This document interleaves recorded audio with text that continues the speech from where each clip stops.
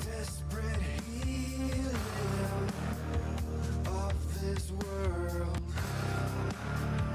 All I dream goes unheard.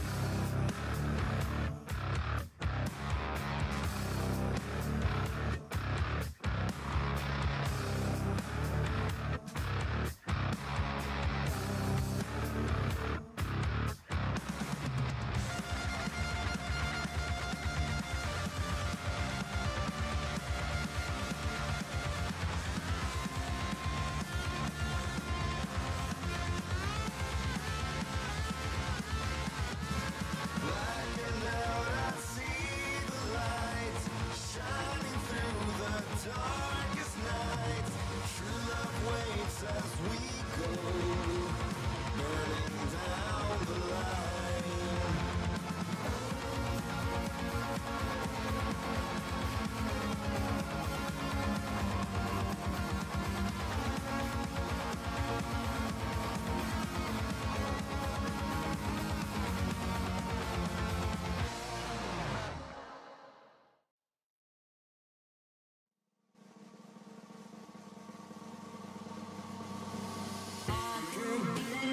Got me so pissed, and I'm gonna take you traveling the world.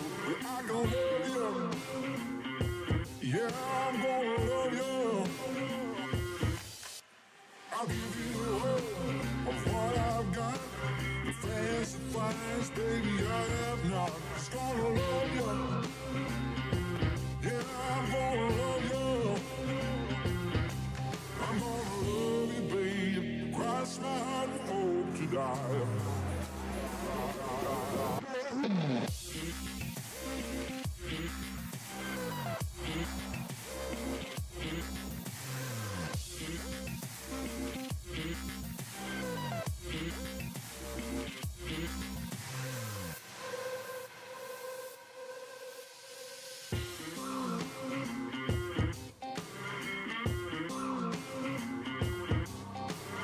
Golden trinkets, mobile phone, expensive shoes, you can get your own. Just gonna love you, yeah, I'm gonna love you. Just gonna love you, yeah, I'm gonna love you. I'm gonna love you, babe. Cross my heart and hope to die.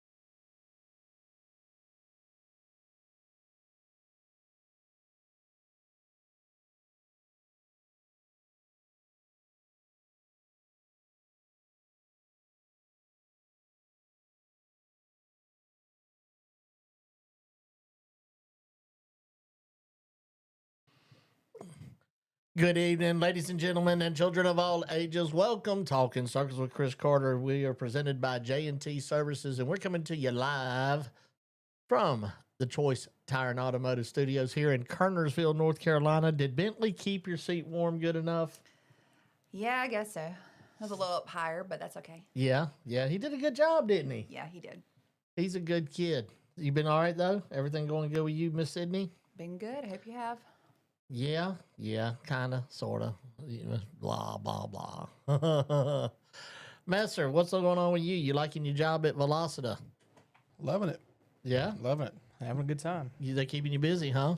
Yep, keeping me busy. We played a lottery this morning. I lost. Hate it when that happens. You look happier. You sound happier.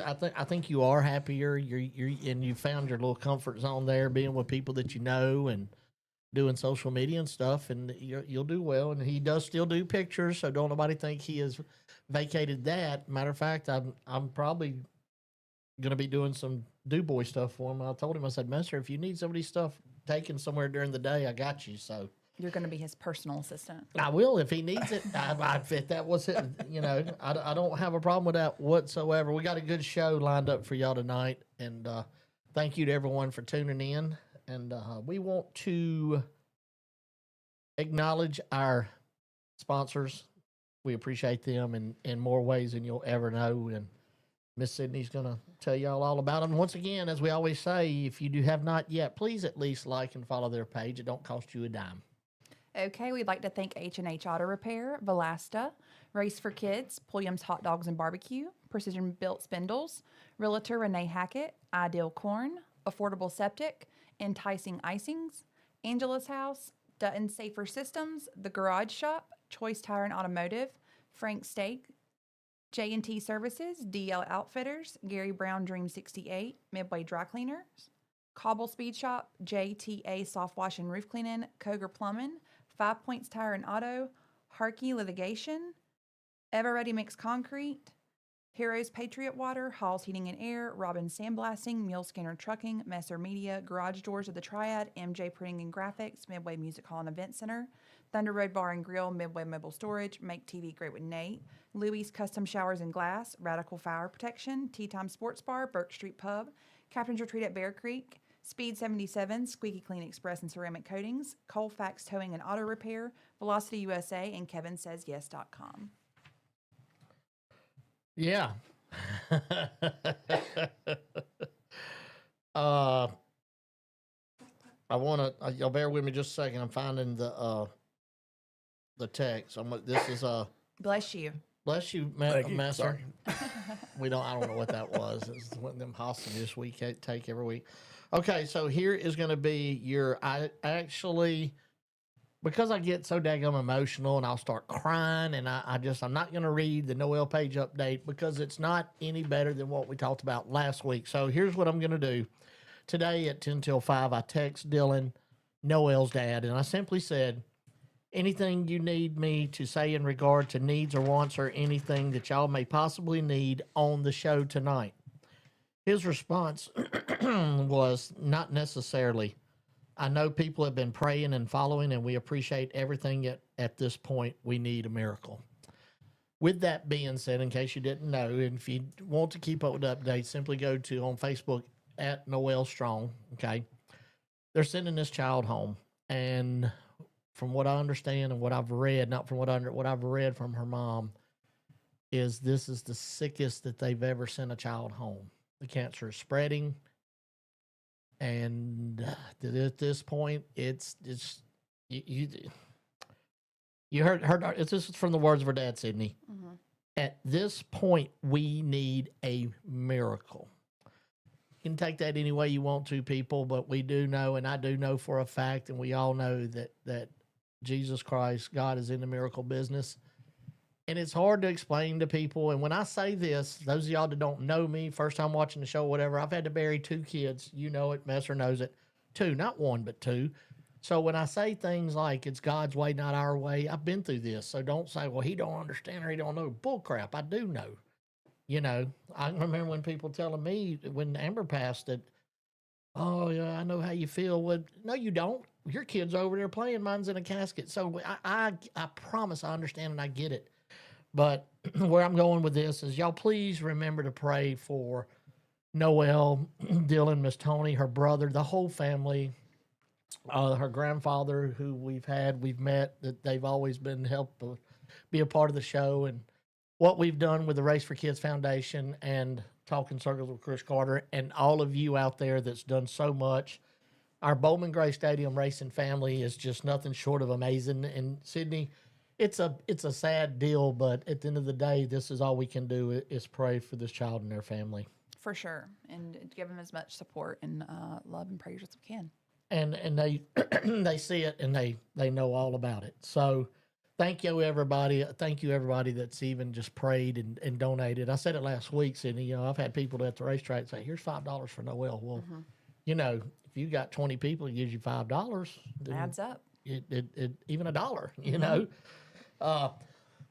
Excuse me. So anyway, y'all remember Noelle and her family in your prayers, if you would, please. So, I was just showing you some numbers. I wrote this little article on Josh Berry winning, and what was it? 74,000 views on that one little article, and it's crazy how I write something and it just blows up and takes off. But the moral, it started out with, if you did not appreciate or like Josh Berry winning at Vegas, shame on ya.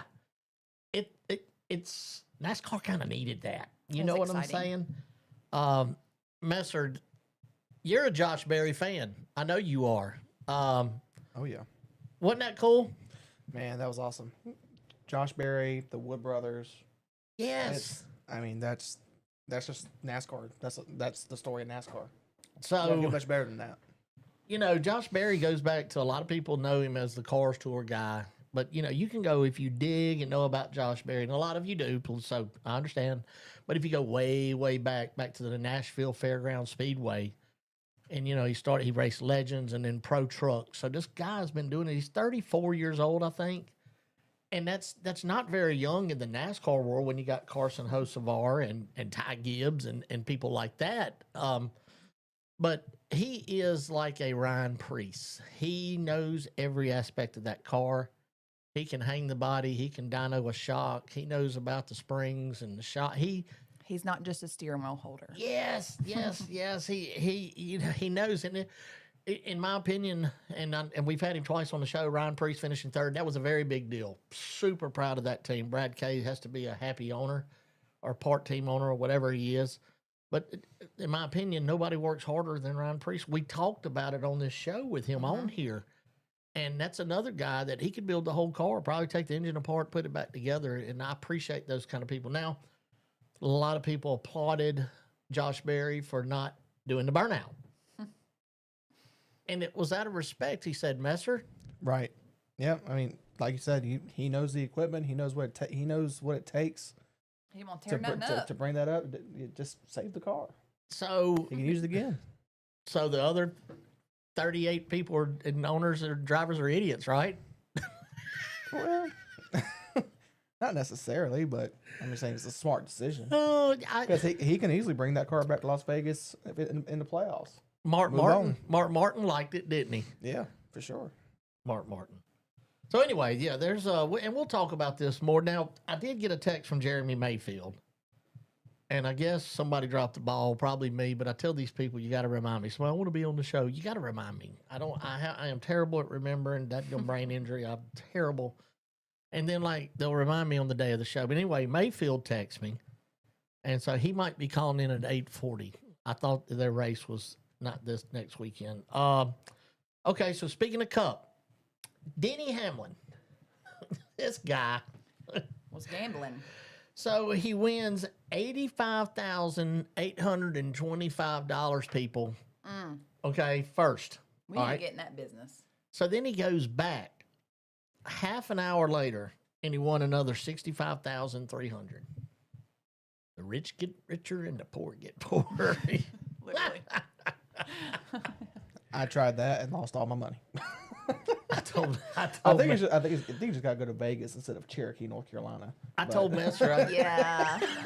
I tend to like to do the Bet 365 and FanDuel, and I'd won a little bit. And I said, Messer, you know, One day I text Messer, I said, here's some good picks. And he said, I deleted the app. I'm done with you. For real. He didn't never have the big wins like Chris. I mean, I could have betted on Christopher Bell on the 3-win win streak. He would have wrecked out of the race first lap.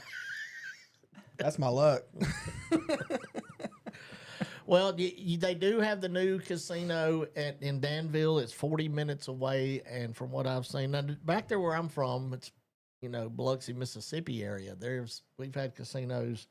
When Katrina come through, it was really crazy. But before Katrina, our casinos was on the water. So you had to walk over, you know, the little plank. Bridge? Yeah, a little plank-like thing. to get. So when Katrina came, I think it was the Treasure Bay. It looked just like a pirate ship. Pretty neat looking casino.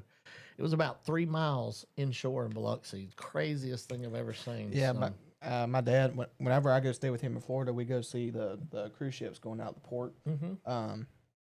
And there's a casino ship that goes out once in the morning, once in the evening, and it will go out to international waters, and you can do kind of whatever you want. And I've always wanted to go on one of those just to sit on the deck and chill out. I don't even Let's want to do it. gamble. Let's do you it. know? I've never even been to a casino.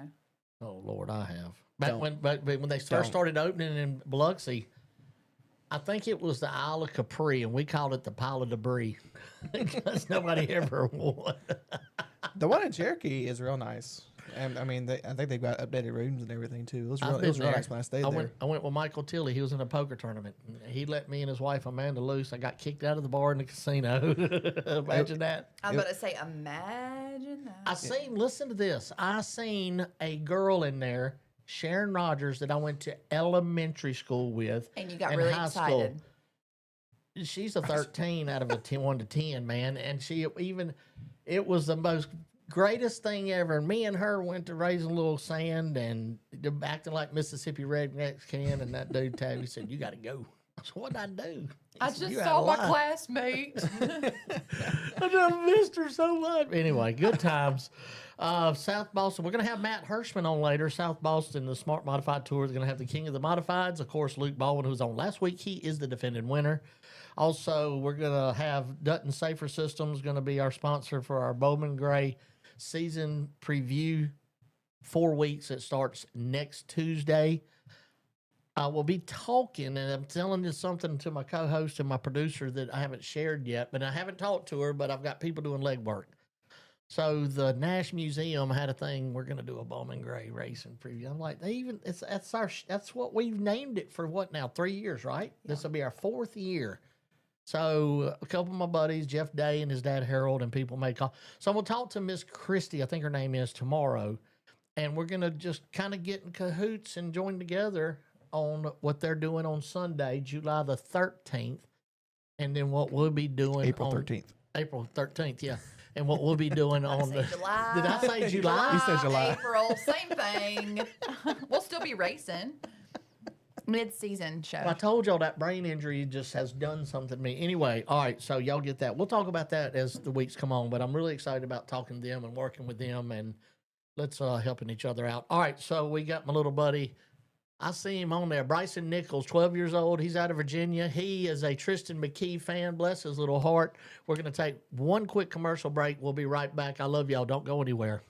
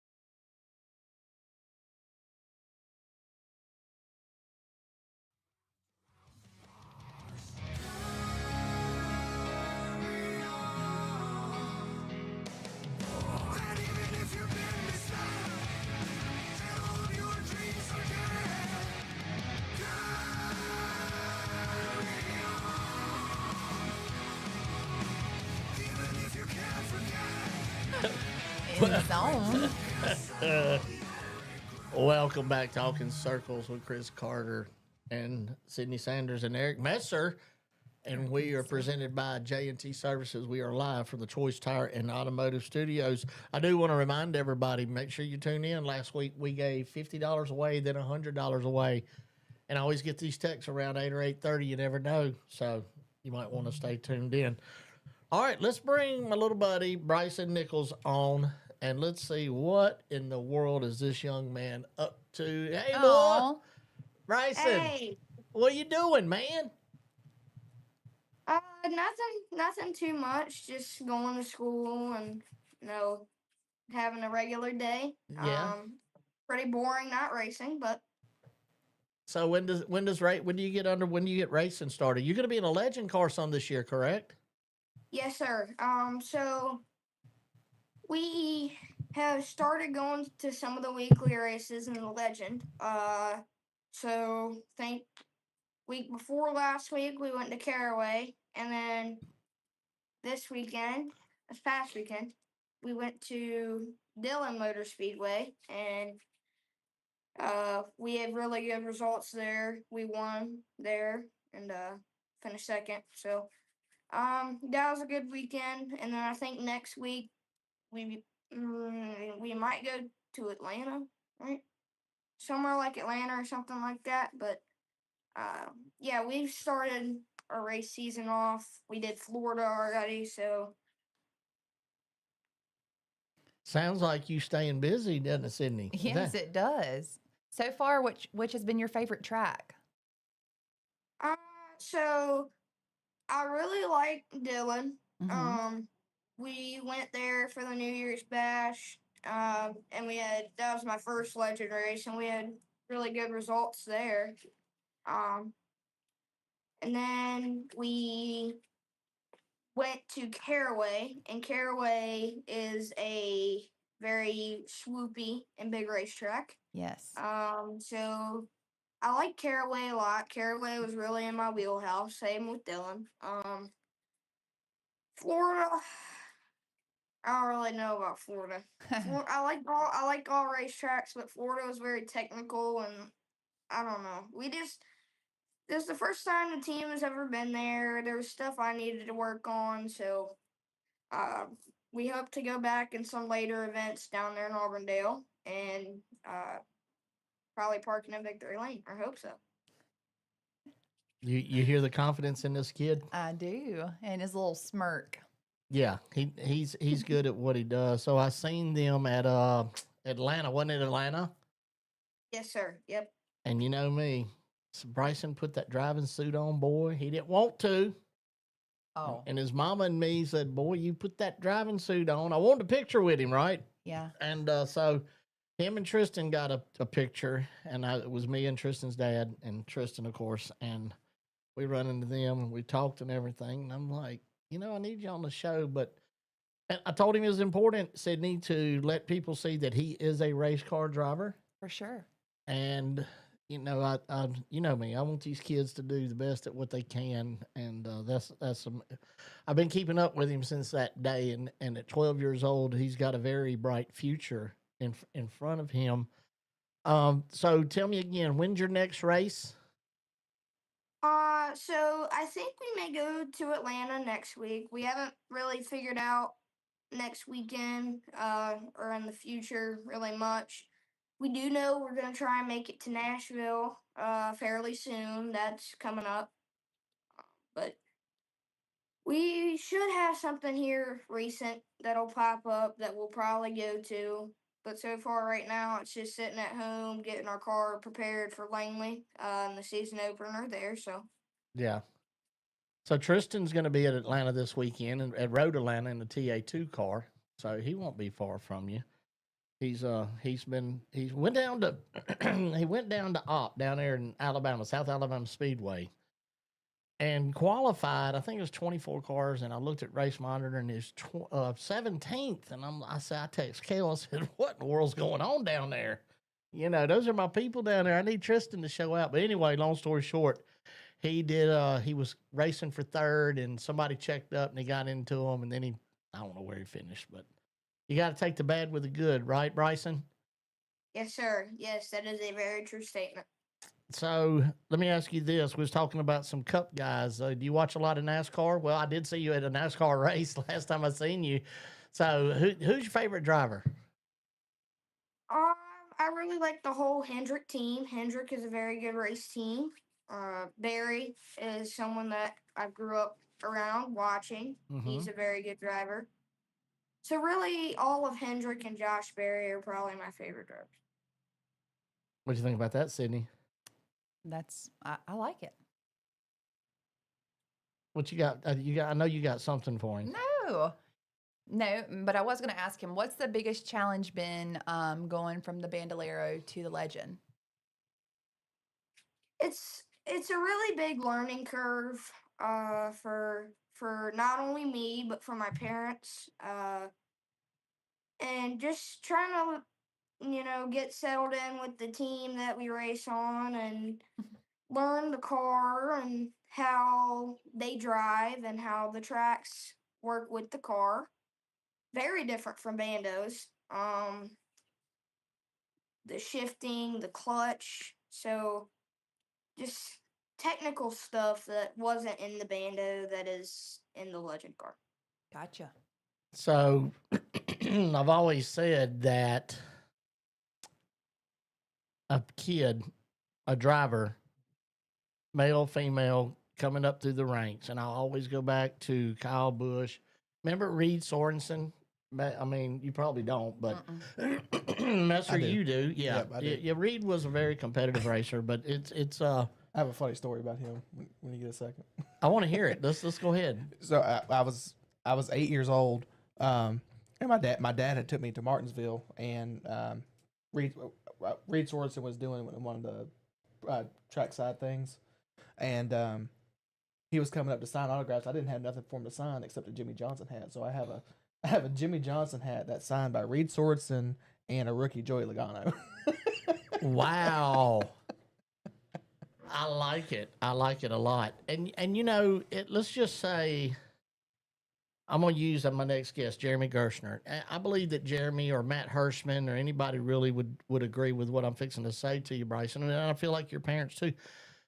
When you master, and which is hard to do, when you master and have that legend car figured out, and I'm not sure if anybody ever does throughout the career of driving a legend car, but once you learn that, and there's a lot of compared to a late model, no, that's not a lot of horsepower. But for the size tire, that is a lot of horsepower. There's just too much motor, not enough tire to me in a legend car. So once you look at Kyle Busch, that's what look at where Brexton's at now. And Keelan Harvick. These kids and everybody that's come through the ranks, they were really, really, you just said his name, Joey Logano, was good legend driver. So long as you keep sticking with that and know what you're doing wrong, and your parents and the other people involved in your career, they keep pointing out, hey, Bryson, we got to do this, not this. Drive it in deeper. Don't drive it in as deep. Corner exit. It's got to be, the deal here. Tell everybody how long you've been racing at 12 years old. So I've been racing ever since I was about 5. We started at Langley on the little ovals on Sundays in the little kid cart. Then we moved up to the rank of being in a junior sportsman champ at Langley, and we won the 2020 track championship there. 21, we moved on to dirt go-karts, and then 22 to 23, we went to dirt go-karts, and we made a couple of appearances in bandos at like Southern National for the Thanksgiving Classic and stuff like that. And then really in 23, we really popped off in the bando, and we showed up to Charlotte and won my first race there. So that was with Brexton and a ton of other kids in it, and we were able to pull that off. And then we won a whole four races in Charlotte in the beginner. Went to Bandits, won a lot in that. Moved up to Outlaws in 24, and we won 4 championships this past year. The second in the nation and second at Charlotte in the shootout championship. So sounds like you've been a little busy bee. Yes, ma'am. Now, do you go to school or are you homeschooled? I go to Gloria Day Lutheran School, Gotcha. right here in Virginia. They really support me in my racing. Very fortunate that they allow me to travel and For sure. don't have any issues with that. Yeah. So, my voice only does this when I'm on the show or when I go to announce a race. I want y'all to know that. He's 12 years old and he has 7 years experience in racing already. That's great. That's just mind boggling. So, when he gets to be 16 and 17 and setting the world on fire, you think about the years of experience and, and doing something like this I tell all the kids that are on this shows that this is very important part of your career is looking like you're doing, looking in that camera, speaking well, talking well, not trying to clear your throat with horses and frogs in it like I'm doing. All this is in today's world is very important for these kids, and you've done a really, really great job. And I want you to be back on. I got your mom's number finally, and we can keep in touch, and we will keep track of you. And as I tell all these kids, just keep digging, buddy. That's all you got to do. Do good in school. Yes, ma'am. No, ma'am. After you pee, put the toilet seat down. Okay. Wear your seatbelt. Turn on your blinkers when you're racing. What else, Sydney? Well, you haven't asked him the question that you ask everybody when they've been on the show the first time. Okay, Bryson Nichols, have you ever sneezed while racing? Yes, sir. Oh, And what was that like? did you go like achoo or like, Like really blow it out? or did you like you tried to keep your eyes open, or you just like hope for the best? I'm coming in. I need a rag. Achoo! Excuse me. It shook my whole body around. It was a pretty big one, so. But you just kept digging. So you're like me. When you sneeze, it's like a nuclear bomb goes off. Yes, sir. Yep. I really look forward to this year in 2025 through 26. We're gonna be practicing a limited some this year. So All right. I hope that goes well. I would like to thank all of my sponsors: Mezcal Mexican Grill, Jody at the Zoo, Hair Gone Wild, the Villas at Coventry, Gloria Day Lutheran School, Moody's Water and Conditioning, JRN Racing, Boutique Yo-Yo, Car Time Auto Sales, Asset Auto Recovery, Race Driven Performance, which is the team that we race for. So, just everybody that helps out and makes this happen. Oh, and my parents. I was fixing to get him. I knew you were. Fixing to get him, boy. You don't forget everybody. I had 2 kids on here, precious kids, HorsePowered KidZ. They're part of the show now. And I told them there's a brother and sister. The girl's 13, the brother was 12. And when I asked them to thank family, friends, and sponsors, Bryson, they both had a piece of paper. So I told them, I said, next time y'all are on the show, I do not want to see a piece of paper. I want y'all, this is your homework assignment. And their dad texted me the next day that they had been practicing doing that. So very good job, Bryson, for knowing all those sponsors like that. Very good on your part for recognizing the school and your parents and everybody involved. Buddy, I promise you'll be back on again soon. We want to keep up with you. And if you ever want an announcement that you need made or anything like that, tell your mom y'all reach out to me. You're more than welcome on the show anytime, buddy, okay? Yes, sir. And I also got to thank Mercury Mulch. They're one of our newest sponsors. They help us out a ton. But I really look forward to being on the show again. And I can't wait. All right, buddy. Good luck. All right, y'all take care. We'll talk to you later, Bryson. Thank you for being on, man. Yep, you too. Thank you. See ya. So, these kids are a trip. I see. I seen you sitting over there like He was real good. you were like giving him the eye, like who else? And who else? I was waiting.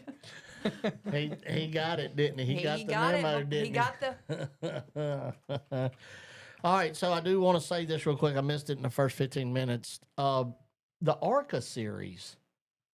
I've always been a fan. Go back to the Kel Gill days when he raced ARCA some. And I've always been partial to that series. Brandon Jones coming through it racing some. And what have you. This weekend they're going to be at Pensacola at Five Flag Speedway down there in my neck of the woods where I'm from. And that right now they have 23 cars listed. Now that's where they have the Snowball Derby, of course, and you're talking about 30 plus cars racing for 300 laps. But the 23 cars at Five Flags, that is a half-mile track. And when I say half-mile, Mobile Speedway right down the road, 40, 50 miles down the road, is a true half-mile measured on the inside. Pensacola, for many years, did not have a wall, and it's measured on the outside. So it is, you can still call it a half-mile, of course, but the one name that comes to mind at Five Flags, it's his home track, is Jake Finch. We've had him on the show before, and I reckon he will be very, very good. But we cannot forget our multi-time guest on this show, Brendan Butterbean Queen. And when I think of Five Flags, I immediately think of him. But there's a lot of heavy hitters in that. It's going to be a good race. Yes, it really will be. The ARCA Series Messer has stepped it up a notch. They really, really have. It feels like a professional series. Well, I mean, to a point. To a point. I was hard on NASCAR because I said, well, NASCAR's involved. But I get paid by NASCAR, so I got to watch what I say here, right, Messer? But at the end of the day, it has really, I'm not going to say who, I think NASCAR and Ben Kennedy, Ben Kennedy was involved with that in his younger years too as well. I just think that Ben Kennedy, like the Clash and everything that Ben Kennedy's involved with, as long as Ben Kennedy's hand's in the pie, I wish his hand would be in the pie more at the upper series because we have issues there. How many times can a dadgum wheel fall off? Do you not think I should have listened to Kyle Busch on the radio because, man, bless his heart, that was horrible, and really, you didn't have this when you went ding, ding, ding, ding, ding. Now you got that one ding, and they're doing pit stops in 9 and 10 seconds. And it's Is not. that exactly how it goes? Yes. We're gonna, I can talk all day. We got our buddy, and it's so good to have him back. We're going to go do a quick commercial break. Y'all don't go nowhere. We'll be right back with our buddy, Jeremy Gerstner.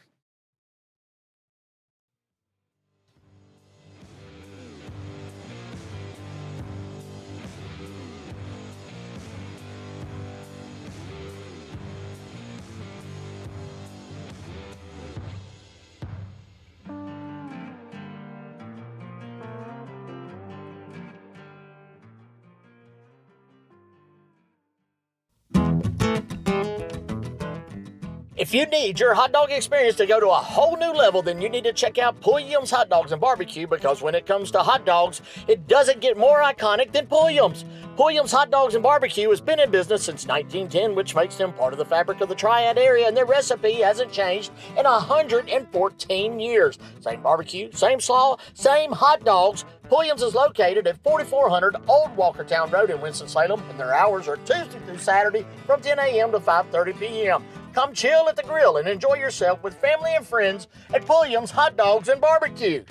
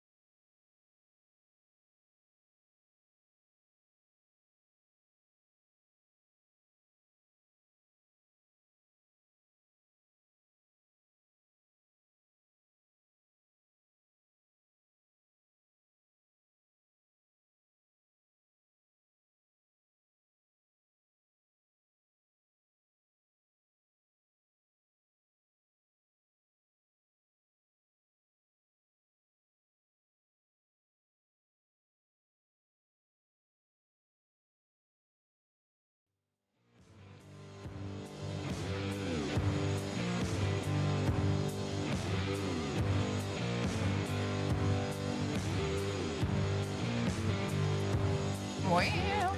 Welcome back, Talking. So what you hit me for? I didn't know the microphones were on.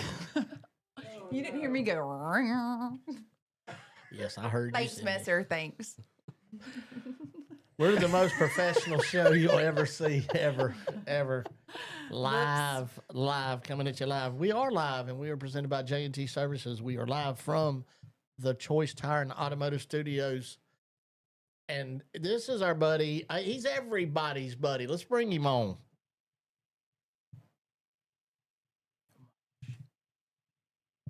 Gerstner, what is going on, my friend?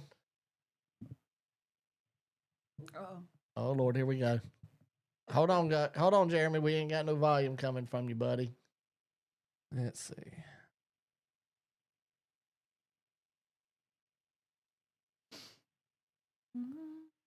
Our last one worked. It might be. Yeah, it is on their end. It's on your end. Make sure you got your volume and everything turned on, Jeremy. On your end. Can't hear a word coming from you. Let's see here. Oh. Oh, I heard something. How about now? You got me now? yeah. Yes.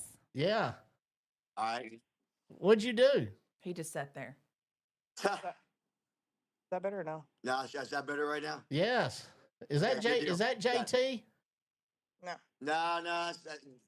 Of course, Dawn, she's helped me set up I'm not a technical person when it comes to cameras and phones. I'm lucky to get on my phone and make it work. Nevertheless, try to get this deal figured out. So, so before we get started, we do want to recognize your wife, Miss Dawn, because me and somebody the other day had a conversation about her. And for those of y'all tuning in tonight that does not know about Jeremy Gerstner and his wife, Dawn, there's nothing, I'm going to repeat, there's nothing that lady cannot do on that race car behind Gerstner. She's a spotter. She can do the tires. Yeah, her and I'd like to see her and Andrea Pollard, Bubba Pollard's sister, on a Oh, yeah. team together. And you talk about some kick butt pit crew people right there. Them ladies will hurt some guys' feelings. But anyway, Oh yeah, you're right. His Bubba's sister, she's tough too. yes. For sure.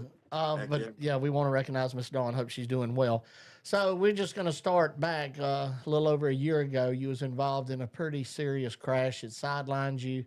You was out of commission. We had you on the show afterwards, and you was just, you knew you wanted to race again. You felt like you'd race again, but there was so many questions that you had and waiting to hear from doctors. And we're going to fast forward, and here you are. I believe you did do New Smyrna and some races in Florida at the first of the year. But you come back up here to North Carolina, and you go to Caraway, and I look at Race Monitor, I'm saying, look at this right here, and you get a win. So just kind of walk us through the emotions of you winning that race and what it meant to you, JT, Megan, and Miss Dawn, everybody. Just tell us about it, if you would, please. Yeah, basically, we haven't, last year I raced that one race in the blue, the north-south, and we had an issue with overheating. So we went to New Smyrna, had a problem with the motor, something simple. It was just a head gasket, something easy to fix. So this is our first race back. We took the first two races off because my son had surgery. He was born with CP, and he slowly, as he grows, his tendons and ligaments get tight. So we had to keep doing surgeries to get him upright. Well, with that being said, I focused on getting him right. I just did, Chris. I go to those tracks and a race as a family. Without him being there, it's just my heart ain't in it. So we focused on getting him upright, getting surgery done. Took first two races off on a smart tour, and I really wanted to run this South Boston race coming up next week. Actually, this weekend for 20,000 wings. I missed it last year. I was laying in bed watching it. I had to lay in bed for almost 5 months. Healing, and it broke my heart to not be able to go for the King and Modified race, 20,000 to win. So watching that, it was, I was like, I got to do it next year, no matter what. So fast forward, I said, let's take the car to Caraway now that we got the motor fixed, and let's just go shake it down. We get paid $1,000 to start. It's a no-brainer. Why go waste $800-900 with the tires just to go wear it out and get nothing back? With nothing else, maybe we could win the $5,000 because they offered a $5,000 to win plus a $1,500 bonus if you qualify in the top 6. So fast forward, we get to the track. Car was decent. Motor ran great. Car handled like crap. So I've been working with Ryan Stone. He helped me out with the South Boston setup. So we actually took the conventional setup off, bolted 4 new shocks, 4 new springs, sway bar. Went out next practice. I said, guys, we got something now. Never stickered up because I didn't want to buy tires just for practice. So we stickered up, qualified 4th. They redrew the top 6. I ended up starting outside pole. Bert was inside. I think Brandon was next row inside back. I think outside second row. That's right. It was Joey Braun was inside second row. Outside behind me was the 79. So Y'all basically, see, what would she do without her? What would he do without her? she's reminding me. Hey, I was so focused on, just focus on myself getting up, getting going there. So, she's my spotter on the track and off the track. You know that, Chris. Yep. So basically, long story straight, we fired off green, and I told myself, you know what? I'm nicknamed the Flying Floridian for a reason. Worst can happen is I'll burn it down, and we'll fall back and just finish the race. So I went for it. I jumped out in front of Bert, sent it full send, had a straightaway lead on him by like lap 50. And I backed it back down to like a corner. First I had a challenge with Joey Braun in the 79. Then he finally kind of faded off, and then I seen Brandon Ward. She said Brandon's about 6-7 cars back, so I picked it up a pace, and he was charging hard, and he started fading a little bit. So I was like, oh, I got this. Well, lap 68 with 7 to go. What's his name? Bryce Bailey in a 15-mile ride, the Shady Gray car. He spun out because he got into it with another car. And I was like, you got to be kidding me. So I said, I hope I saved enough, because you just never know these guys. Some of these guys, they ride and save, and you just never know. And it had to be Bert was the next one in line. So basically, we restarted. Of course, I chose the bottom, because, as a modified guy, you're not going to get nerfed on a restart with 7 to go. If it was 20 to go, I probably would have chose the outside, because that's really the best place to restart, because there's more grip up there at Caraway. So I said, you know what? I got to choose the bottom. So I put Brandon Ward outside me and Bert behind me. So I was like, oh boy, here we go. So we went green and drove it in turn 1, come off turn 2. And I had a 2 or 3 car gap on him. Ended up in 7 laps. I put like 5 or 6 cars on him. The car was awesome. I mean, I couldn't ask for a better car. It just felt like the good Lord was looking after me, after looking after my son, taking some time off. He kind of repaid me, and, I had a great hot rod, and we got to celebrate. And it wasn't just emotional because it was a great pay. I mean, I'm so grateful that Darren and Darren Hackett, him and Preston, they really fixed that track up. I mean, it was awesome to get there and run again, and for them to pay that kind of payout, for a 75 lapper March Madness, which I'm usually pretty good at that March race whenever we go there with Smart Tour or even back in the SMRS days. So I knew we would be pretty fast. I just didn't know that South Boston setup would fire off that good and stay with me. 'Cause with these 20s and 30s, you're usually only good for 40 laps. So 75 green was a kind of a big risk jumping out front. But I mean, honestly, I think I had the best car. I mean, and it kind of showed. I don't know if just the fact of me taking a year off and getting my thoughts back straight and calming down a little bit or what, but and having a good balanced setup, Chris. But the car was just on fire. I mean, everybody came out to the race and said, "Man, you had them covered. It was total domination." And not honestly, I watched the race back, and I never dreamed that I had that kind of gap on him. Usually your spotter tells you got a straightaway just to try to calm you down and make you back up, but it was realistic. I mean, even like the 5 or 6 car gap at the end, I was amazed. I actually felt like I thought Bert was bumping me every corner, but he wasn't. So it was pretty surreal. So let me ask you this, Jeremy. Being back in the car and a race like that, is everything physically, health wise, you're good from A to Z, no in between issues or nothing whatsoever? I'll be honest with you. I cut 81 lawns a week, Monday through Thursday, and then I race Friday, Saturday. So, I mean, I've been pretty conditioned, especially in Florida heat. But, the thing is my left leg where they got pins and plates, from all this titanium and stuff where I shattered it, my tibia and my knee and my meniscus. It bothered me a little bit when I first got there because of the cold weather. But as the sun came out and warmed up and I got in the car, your mindset is race. You don't think about it. But even hopping out of the car, you didn't see me do no crazy jump off the race car type stuff. But You need to do a backflip. but I was still the hyper Jeremy that everybody knows. And, I mean, it was just a great feeling to have all the fans, and that's the thing, Chris. What people don't realize is racing, we are all so competitive. We can be like hardcore at each other come race day, but off the track, I mean, I had like so many people like Ron Silk and like, I mean, I could name 20 of the guys that I raced with on the wheeling tour that called me.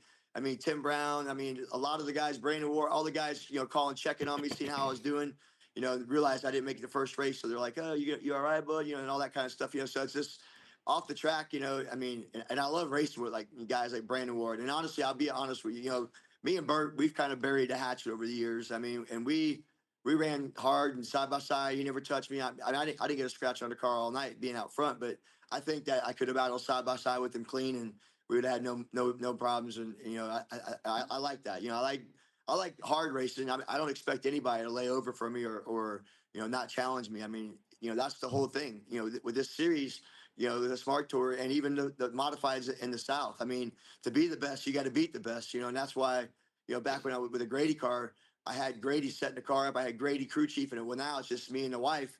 We set it up and we travel from Florida and come down here, and all my crew's here. So it's like all I can do is brief with the guys that are helping me, say this is what we need to do if we got to do it. And it's kind of like you're winging it. So did I ever think that I could ever get a win with my own car? I mean, this is literally the first time, other than Bowman Gray, that I've got a win with my own chassis. I mean, I got 13 years. I got 8 wins with Grady, and I got, 1 win with my buddy Josh Lauder in my old crate car at Caraway, but I've never got a win with my own team and my own car. So this is pretty surreal.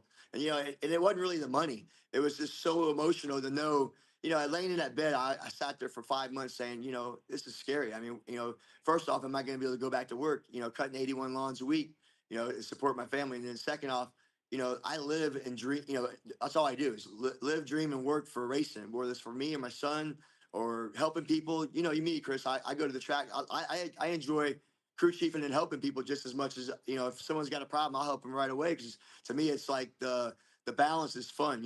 I like seeing people do good on the track and off the track. And it's like, I was worried about what if I can't compete to the level I was before, championship status, winning races, and being up front with the Tim Browns and the Luke Baldwins and and Burt Myers and all them guys and Brandon Ward, because I mean, you can say what you want. I would say those guys, if they had the equipment the guys up north got, hands down, they're dead even. I mean, everybody says, oh, the north guys are tough, but I'm telling you, the southern guys are just as tough. You don't see too many of them coming down to Bowman Gray and beating them day in and day out.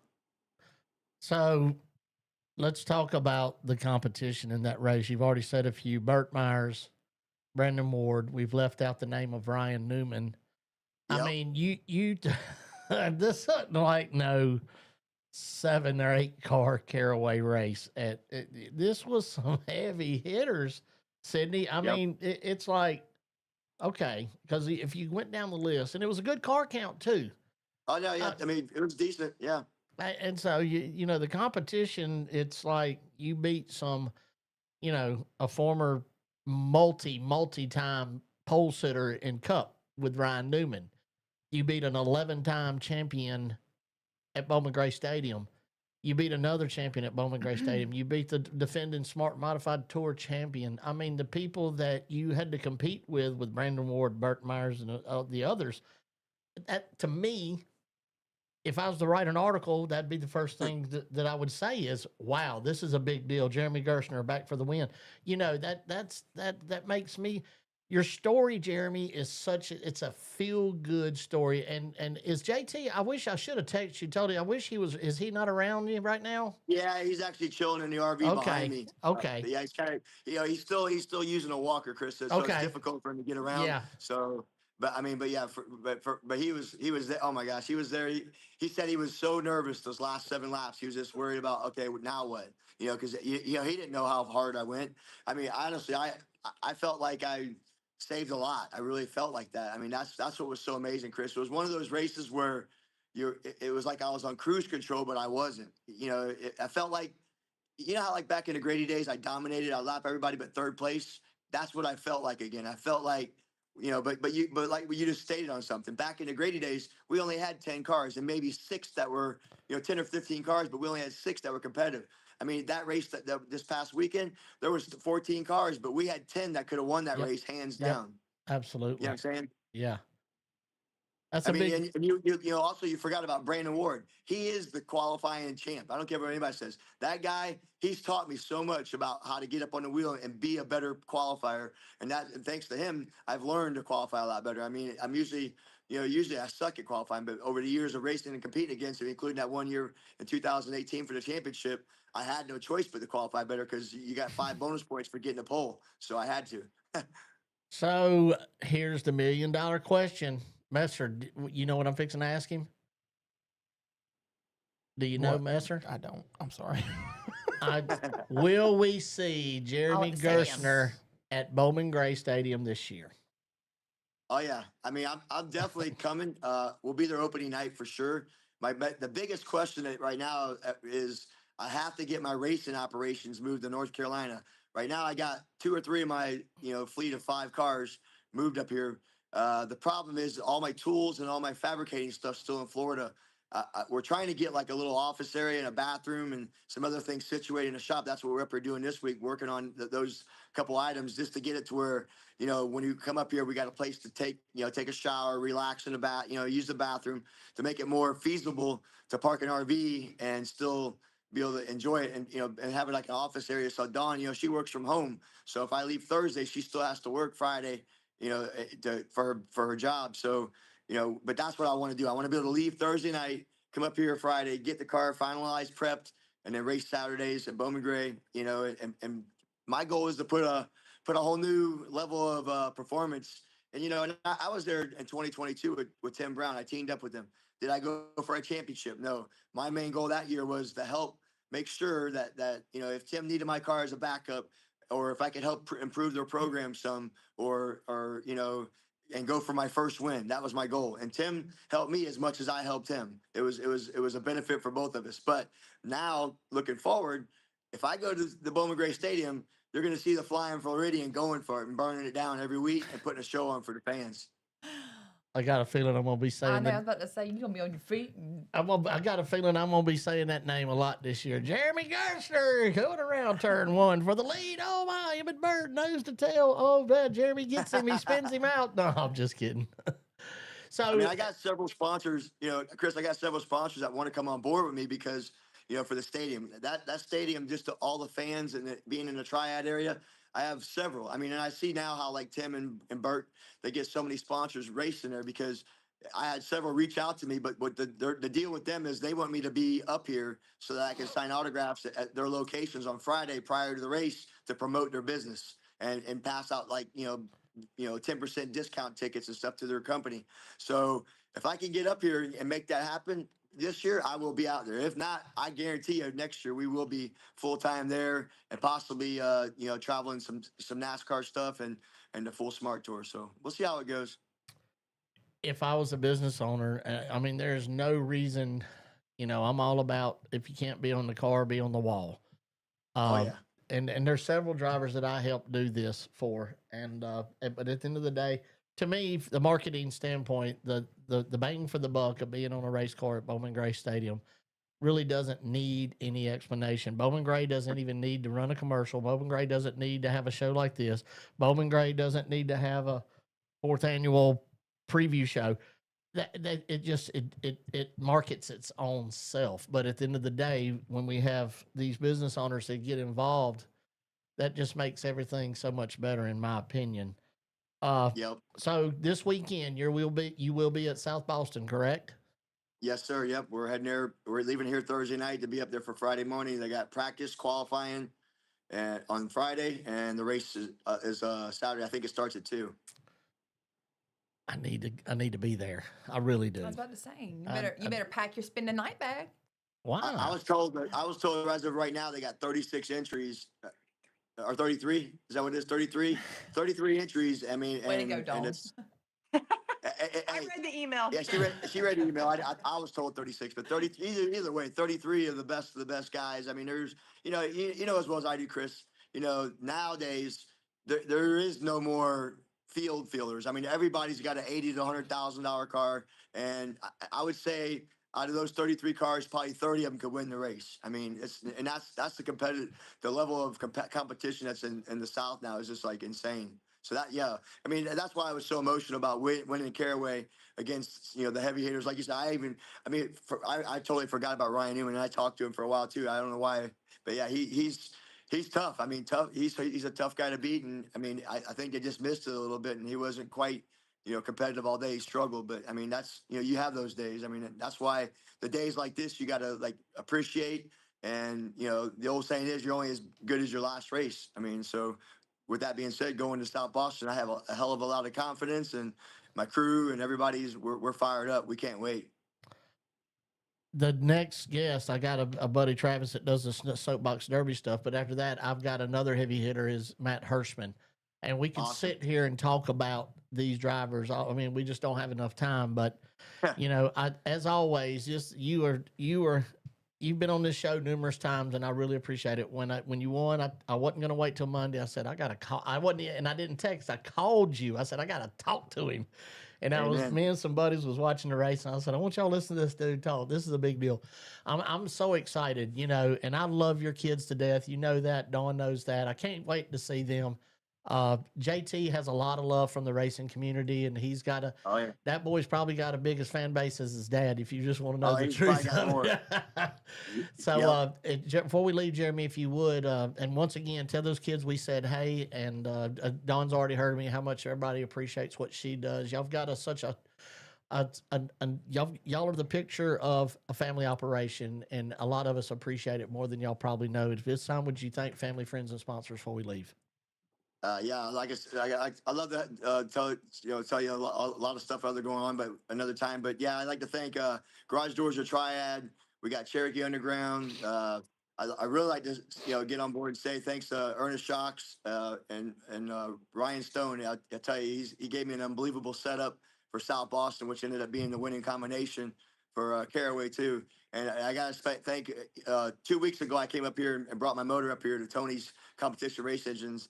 And Tony Corrente, and he pulled it apart, set everybody else aside, fixed the heads on it, put it back together, and here we are, the next week coming to Caraway and winning with it. So, that shows that, an engine builder with that kind of dedication to stop what he's doing to get me headed the right direction. And I got to thank God for giving me this opportunity to, be safe and come back alive. I mean, really, that wreck at 152 mile an hour, 35G should have killed me, but it didn't. So obviously there's a reason why I'm still here to, be here and represent the modified world, and I'm looking forward to what lies ahead.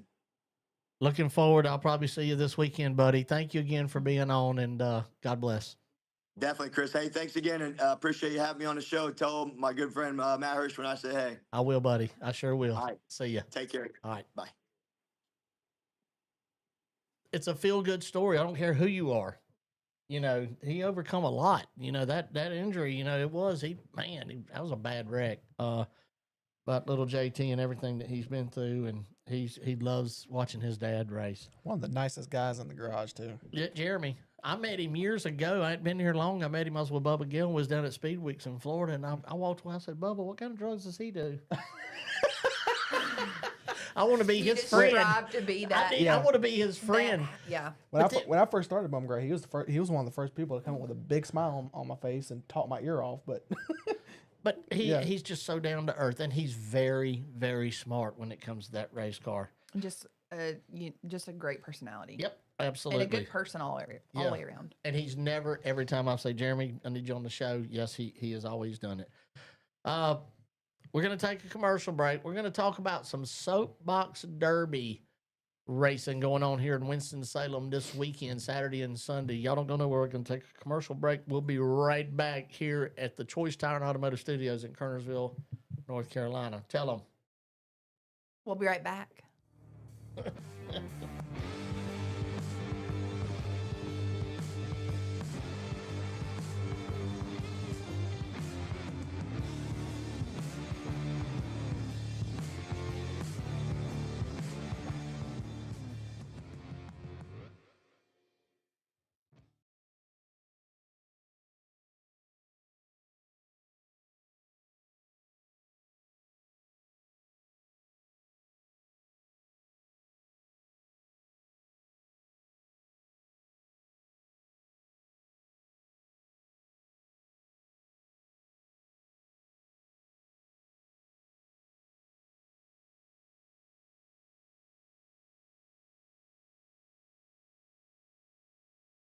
Hey guys, I'm Bad Brad for Velocity USA right here. We're right out here in Lexington, North Carolina, just a few miles from beautiful Bowman Gray Stadium. We've got you covered, whether you need an off-the-rack suit, gloves, shoes, helmet, whatever it may be. We also carry kid stuff and karting apparel. So kind of no matter what it is that you're racing, even drag racing, tractor pullers, we've got all kinds of safety, and we're right here in Welcome, North Carolina, right off of Interstate 52. You can check us out online, velocity-usa.com. Give us a call, 336-764-8502. We're right here all the time. Drive fast, take chances.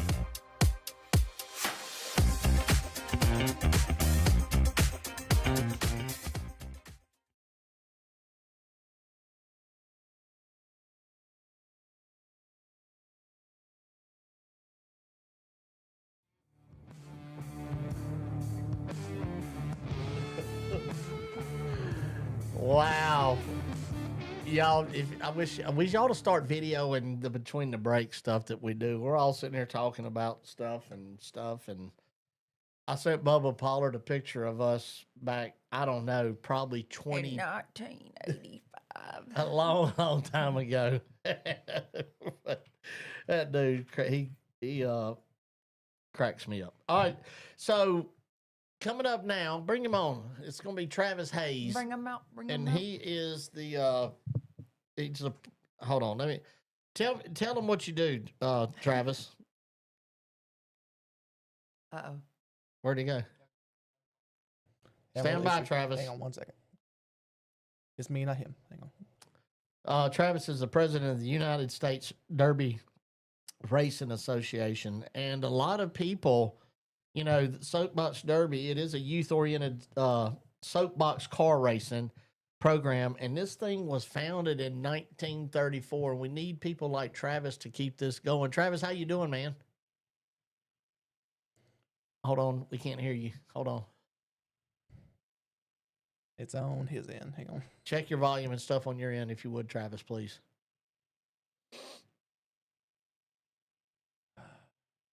Mm-mm.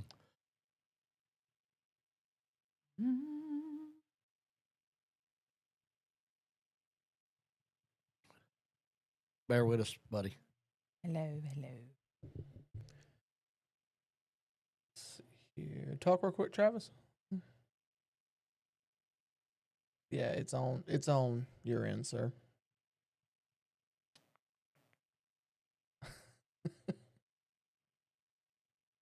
He gone. He gonna go out and he gonna come back in. So anyway, though, what this guy's doing is being involved with these soapbox derby cars. It's almost like I met his parents at New River, actually, when I was there last time, and they talking to his parents, and we somehow got on the subject of soapbox derby, and I told him I'd be glad to have him on and help promote this. It turns out, whether you believe it or not, that this has a big following, and it does really well here in Winston-Salem. And like I said, it's going to be on March the 22nd and the 23rd, and it's on at West Clemensville Road, 2301 West Clemensville Road. What's the name of the park? Oh man, hang on. Oh, Google. Hobby Park. Hobby Park is where it's going to be at. Yes. Yes, so that's good. But we're waiting on Travis to come back. There he is. He's back. Maybe we can hear him this time. Guess who's back? Talk, Travis. Let's see if we can hear you. No. So let's do this, okay, for time's sake. Master, will you text him the phone in and just let him call?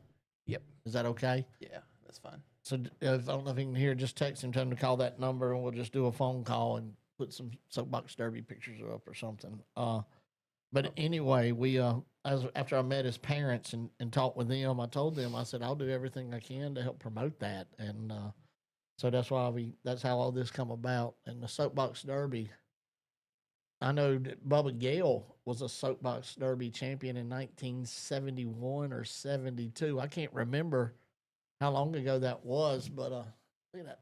Y'all see this. Make sure y'all see that Alabama. I should have worn my Alabama basketball shirt. I was about to say. How about that? Oh, here we go. Oh, wait. Here we are. Oh, wait. All right. .com LLC. Let's go. All right. I had to call my IT person, which is my wife. and Yeah, she got you straight. She got me straight. I got all kinds of stuff on my screen. I don't know if you can see that or not. But... No, we just we see just see you. you, buddy. Okay. All right. Probably better off you saw the stuff on the screen than me, but No, well, hey, Travis, I was just kind of telling when you was getting that fixed, man, that hold up real quick. The Peanut Gallery is watching. The president of the Peanut Gallery, I see him on, and he said Pinto is watching. So Pinto, Oh, hey, Pinto. Pinto hears my voice, and she's probably going. "Rrr, rrr, rrr." But anyway, about time the Peanut Gallery watches, and I see that the president of the Peanut Gallery watches my buddy Daniel Harrison, who is him and his brother own H&H Auto Repair. Has been a sponsor of this show since day one. Travis, I was telling them how I met your parents at Goodyear at New River All-American Speedway, and we got to talk. Was talking about Ronnie Bassett, and somehow I guess we started talking about Ronnie Bassett Jr. juice box cars and how much I love this juice box division with these kids, and then they kind of switched lanes on me. We started talking about Soapbox Derby. Um, and I was talking, I can remember Bubba Gale's dad, back in being a Soapbox Derby champion in 1971 or 72. And this, I'm looking at my notes and looking into this. This thing's been going on since 1934, man. What got you involved in this? Right. Well, actually, my dad, who you met there, got me into it. We've been a racing family forever. I was at a dirt track when I was a month old in Germany, actually, where my dad was stationed in the Air Force. They have dirt tracks in Germany? Evidently, I was there. I don't remember it. I was a month old, but Wow. yeah, it was a Volkswagen Bug that he drove. I do know that. So we're a racing family. He was driving dirt late miles up here in Northeast Ohio, and kind of got out of that and was looking for something to maybe fill the racing void. And our city had just started up what we call a local derby race. And we went out there and watched one day, and then the following year we bought a car and built a car, and been in it since 1985. I want you to explain to our listeners and to me and to Sydney and to Messer, my producer, what is a Soapbox Derby car? What is it made of? I want you to explain to myself included and all of us listening and watching. Tell us what it is. Right. Well, it's changed a lot over the years. Everybody probably knows, the whole Little Rascals story, what those things look like. But they've changed a lot to where we are now. We're in a kit car where the floorboard is wood, the axles are steel, where the wheels go, and then depending on the class, you either have a plastic body or a fiberglass body. They are kit cars now. To where back, like when I raced back in the 80s and 90s, you would build almost everything except for the axles, and the wheels were all hand constructed by the race family. Now you're buying a kit and assembling a kit. And there's still a lot that you can do to make them fast. It's not just going straight down the hill like what a lot of people think it is. There's a lot to the car that can make it go faster. The driver can change drive lines depending on where how the track is. So there's a lot to it that makes them go. Chris, I think we should race them. Well, they're only having 16 entries per division, correct, Travis?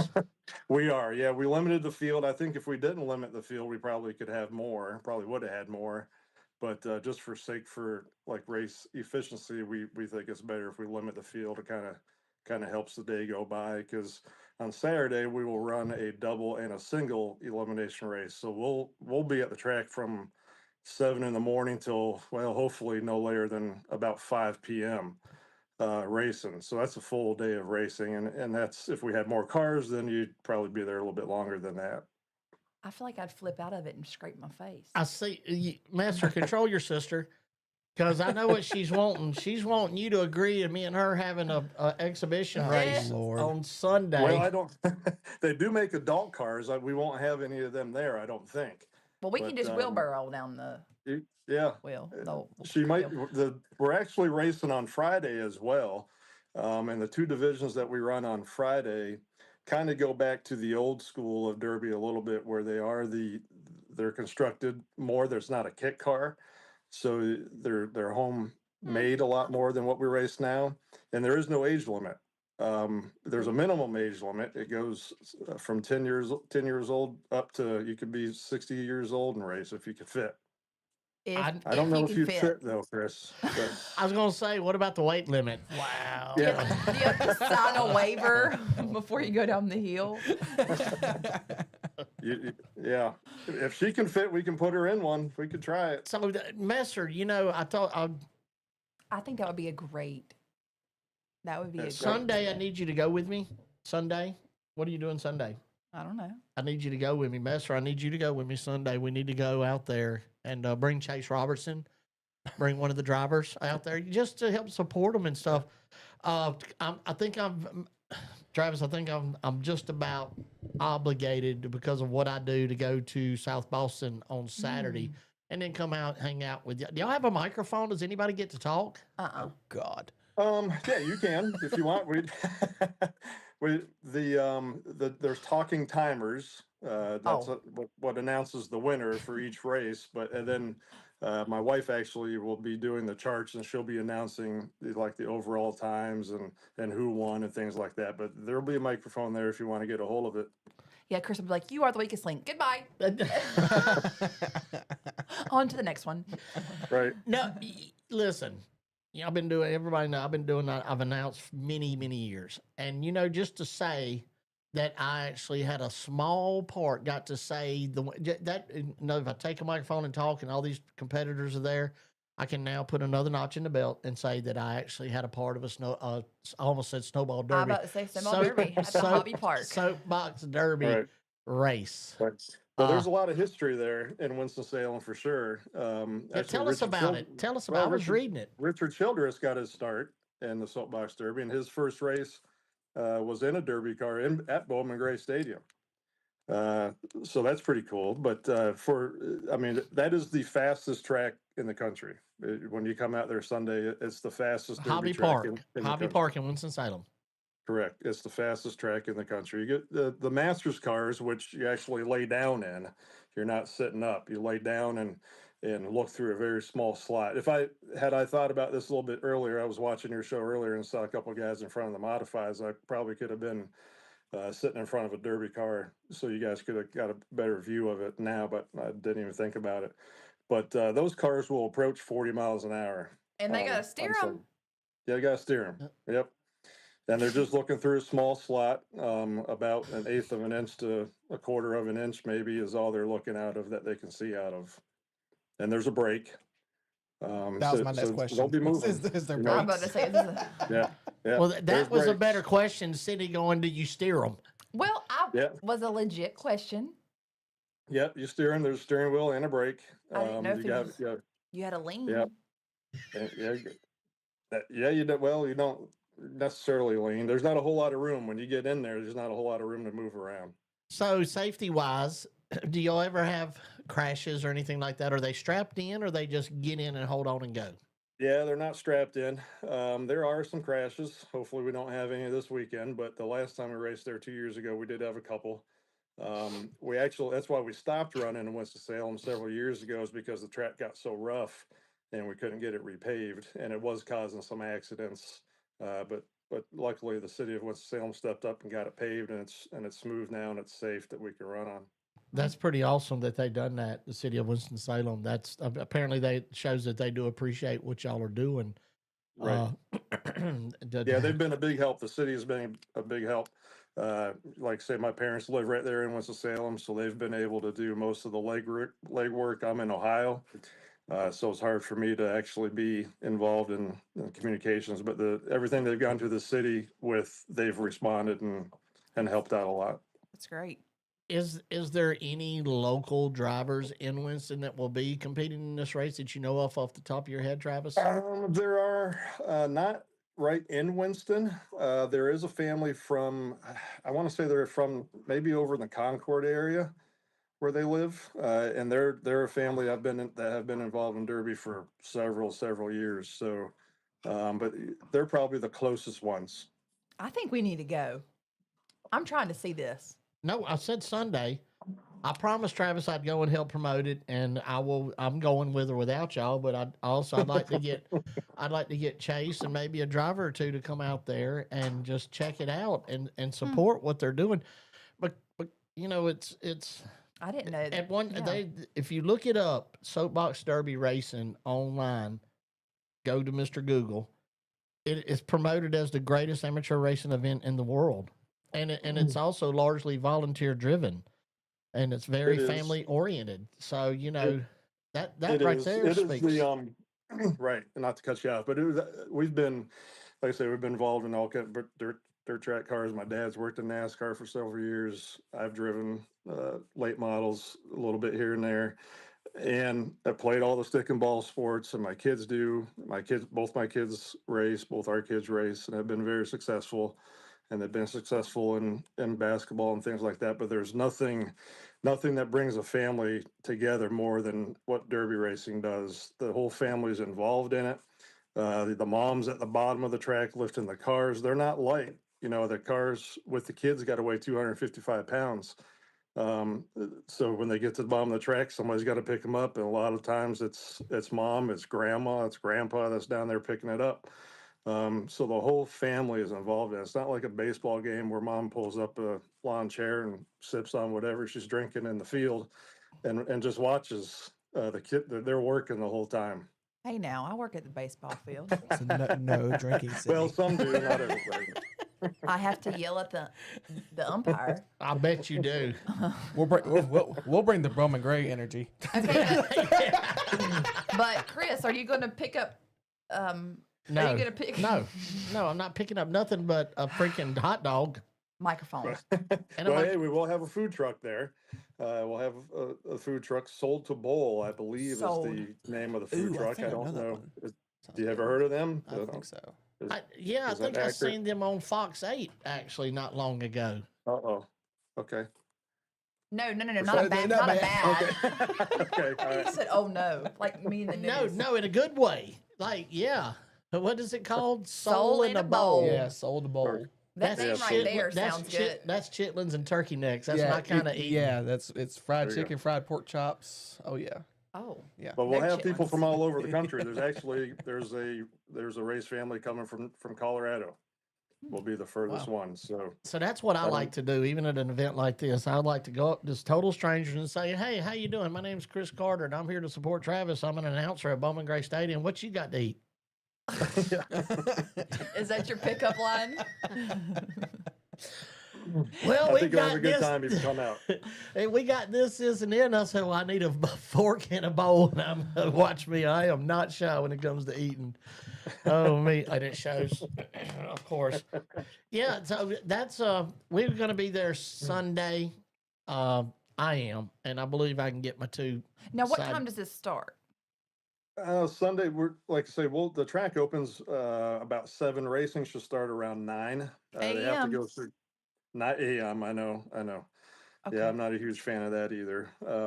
But it's kind of just the nature of the beast to get things done because there are no lights. So we have to race during the day, and it takes a while to go through scale. We have to go through a scale process to start the race, and it takes a little while to get started. So yeah, we'll start racing about 9 on Sunday. Hopefully we're done by 3 or so, because on Sunday it's just one double elimination race on Sunday. It's not a double and a single like Saturday.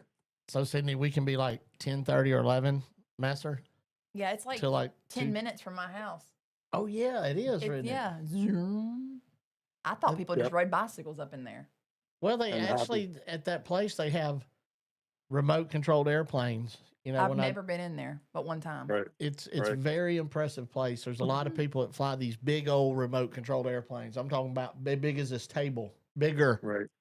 Yeah, we Yeah. shut them down when we're racing, just so one doesn't go crazy and land in the track area when we're racing. That would, So, if I was driving, that's what would happen. I would. Yeah. No, I would probably end up in a tree. Yeah, we know. well, there's guardrails, so you Oh. should be. Yeah, you should keep it between the lines anyway. Should have gave them the Bowman Gray guardrails. Yes, wouldn't that be cool? That would have been cool. Yeah, That would have been cool. absolutely. Huh. Yeah. Yeah, So where did those end up? What did they do with those? Probably at the scrapyard. Really? Yeah, I think NASCAR sold some, and some of them went to the scrapyard, depending on the condition. eBay. Some went to eBay. eBay. Some went to Wood Brothers. I mean, it's And a piece went right here to my office. yeah. We got a piece right here. Master stole it from the stadium. I'm No. telling you. Dust Oh. collector. Jimmy Brown gave it to me. He stole it, but he gave it to me. Well, man, Travis, I'm glad you got to be on, and we will kind of help. I'll share posts or whatever as we go on through the week to help promote it. I'm going to try to see if I can get Jeff Ammernick or somebody from WXII to come out and maybe get a little footage, or at least Okay. do a little story on it. I hope people that if you're bored either Saturday or Sunday, I always say I want people to support your local racetrack, but you don't know what it would mean to these people to have fans come out and cheer them on, because it's very exciting. I think you'd like it, Sydney. I'm kind of excited. What can we yell Yeah. at? Can we yell and stuff, or is that frowned You're upon? not at the no, go ahead. library. Oh, okay. No, go ahead. You can yell. You can, yeah. It's just like any other form of racing. I hope there aren't any, but there's a confrontation or two from time to time that happens because it's racing, so everybody's competitive. Like I said, we'll bring the Bum and Gray energy. I'm gonna bring Emma. There you go. I'm gonna Yeah. bring Yep. Emma Myers with me. She just tuned in. I'm gonna bring Emma. We're gonna yell "Roll Tide." All them people from Ohio start flipping us off. Then I'll have to say, "Show them, Emma." You know, we just recently completed a move, so things are still a little bit of mess around here. But I turned down a little bit ago and I saw the Alabama hat. I tried to find my Ohio State hat, but I couldn't find it. Couldn't find it. We could See if I can talk. find it for next weekend. We could talk. We could talk days on this. That's pretty much all I wear is Alabama hats, and when I announce and at my shows, I know it's a good topic. Sometimes when there's nothing to talk about, I can just say "Roll Tide." Oh, screw them! You know, the cheaters. Nick Saban. There is one thing I wanted to throw out there is, you know, we use return trucks to get the cars and the kids back to the top of the track Yes, when they yes, come. yes.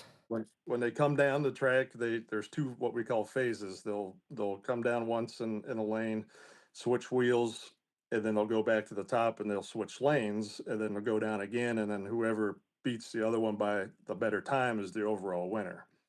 So we use pickup trucks to get the cars and the kids back to the top of the truck. And for forever, since we've been racing in Winston-Salem, we've been able to get trucks donated. And for this year, for some reason, nobody's been willing to work with us. We do have trucks reserved that we have to pay for, and we're thankful for the company that's allowing us to do that. But it is costing us, you know, a fair amount of money. And if we could get some donated, that would obviously be better. So if anybody's listening, wanted to donate a couple of F-150s or Silverados with trailer hitches, that would be awesome. Now, okay. How long is this hill they going down?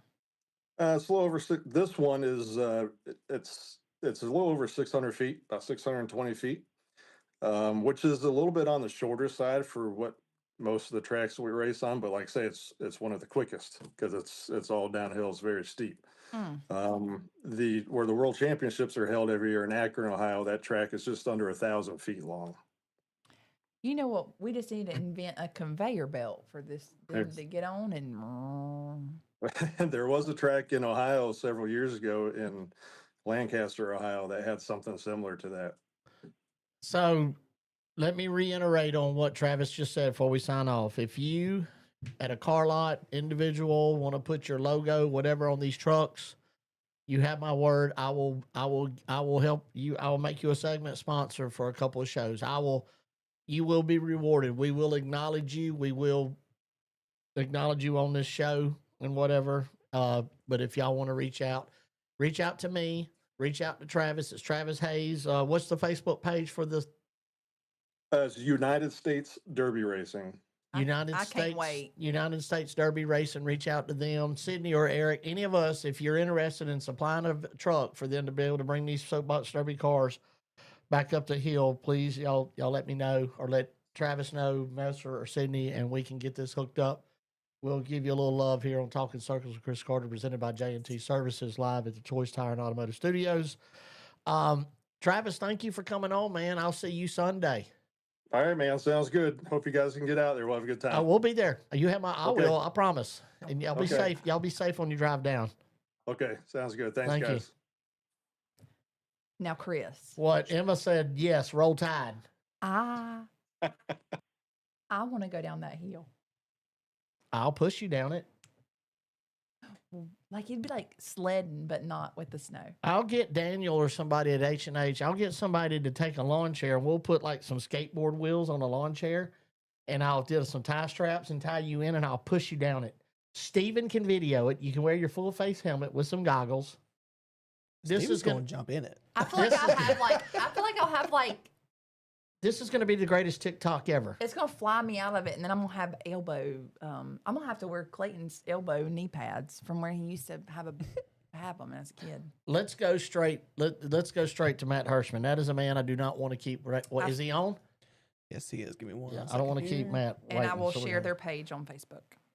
Yeah, let's go, y'all. That sounds so fun. Matt Hirschman, how are you, buddy? Hey, I'm doing good. Man, thank you for being on. That's how can you have a race such as we're having at the Smart Modified Tour is having at South Boston without talking about King of the Modifieds without having Matt Hirschman on? And I text Kel Gill today. Last time you was on, Matt, I don't know if you remember or not, but Kel Gill was my co-host, and I just put the microphone down and let you and him talk. But, I texted him today and I said, Hirschman's going to be on. He said, yeah, old big money Matt. He wins half the races he competes in. So, Matt, you're the type of guy to me that when you go to a race like this, it's just another day in the office for you. Do you have any certain type of preparations or mindset that you take upon before you go into a race such as this at South Boston this weekend? Well, I think you pretty much have to approach every race with the goal of winning. I think you have to approach them all pretty much the same. Regardless if the race pays $2,000 to win or $20,000 to win. If you're going there and the goal is to win, I think you got to prepare and go into it with that mindset and that same work ethic and preparation. It certainly there are on the calendar there are a certain few races, and this is one of them where yes, you could highlight as one of the biggest races of the year, and in terms of the monetary amount and the overall purse itself, it definitely stands out. So it certainly it will be much more rewarding to win a race of this magnitude. But again, I think you still have to pretty much approach them all the same. At least I try to. What would it mean for you to win a race like this? I mean, I believe this is what the second year that they've actually started doing King of the Modifieds. Luke Baldwin won it last year, and the kid's 18 years old and a seasoned veteran like yourself. Going into a race like this, I personally think of Ryan Newman, Matt Hirschman, Jeremy Gerstner, Brandon Ward, Burt Myers.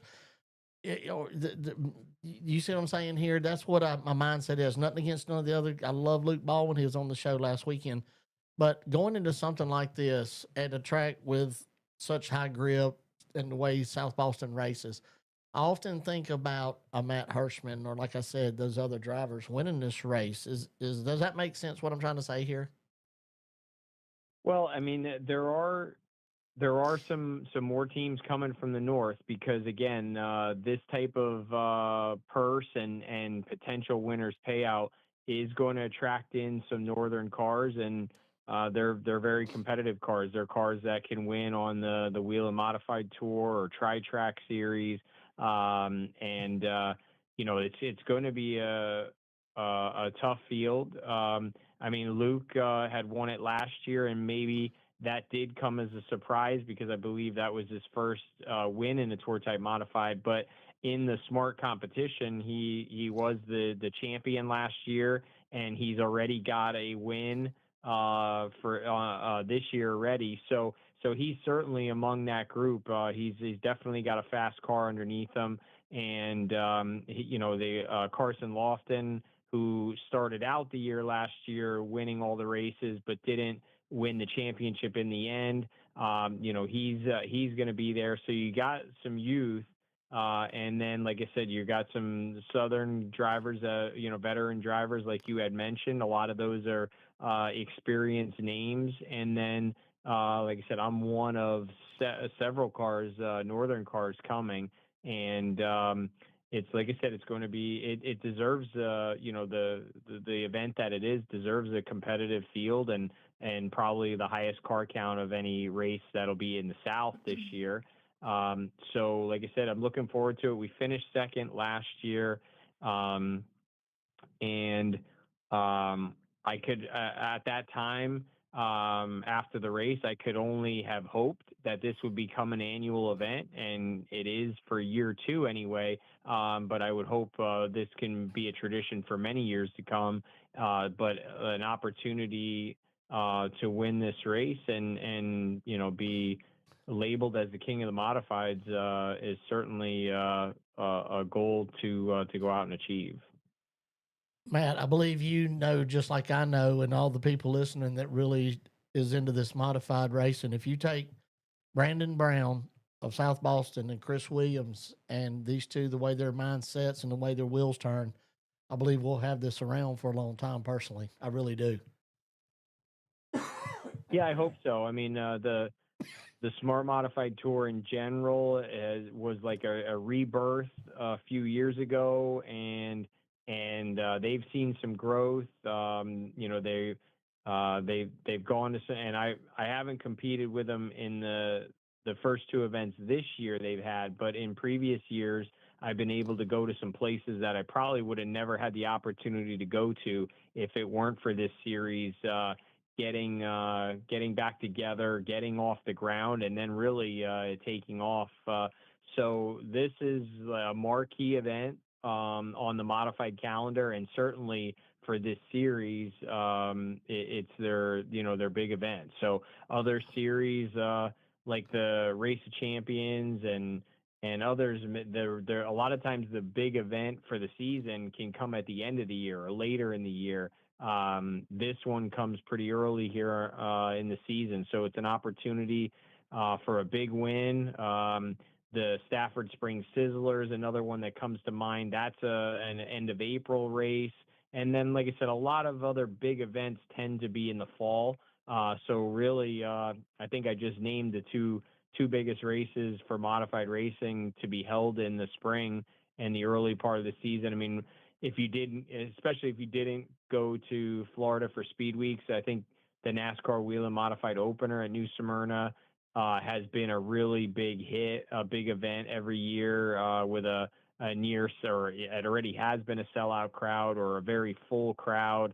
And that kind of, that kicks off really the season for a lot of people.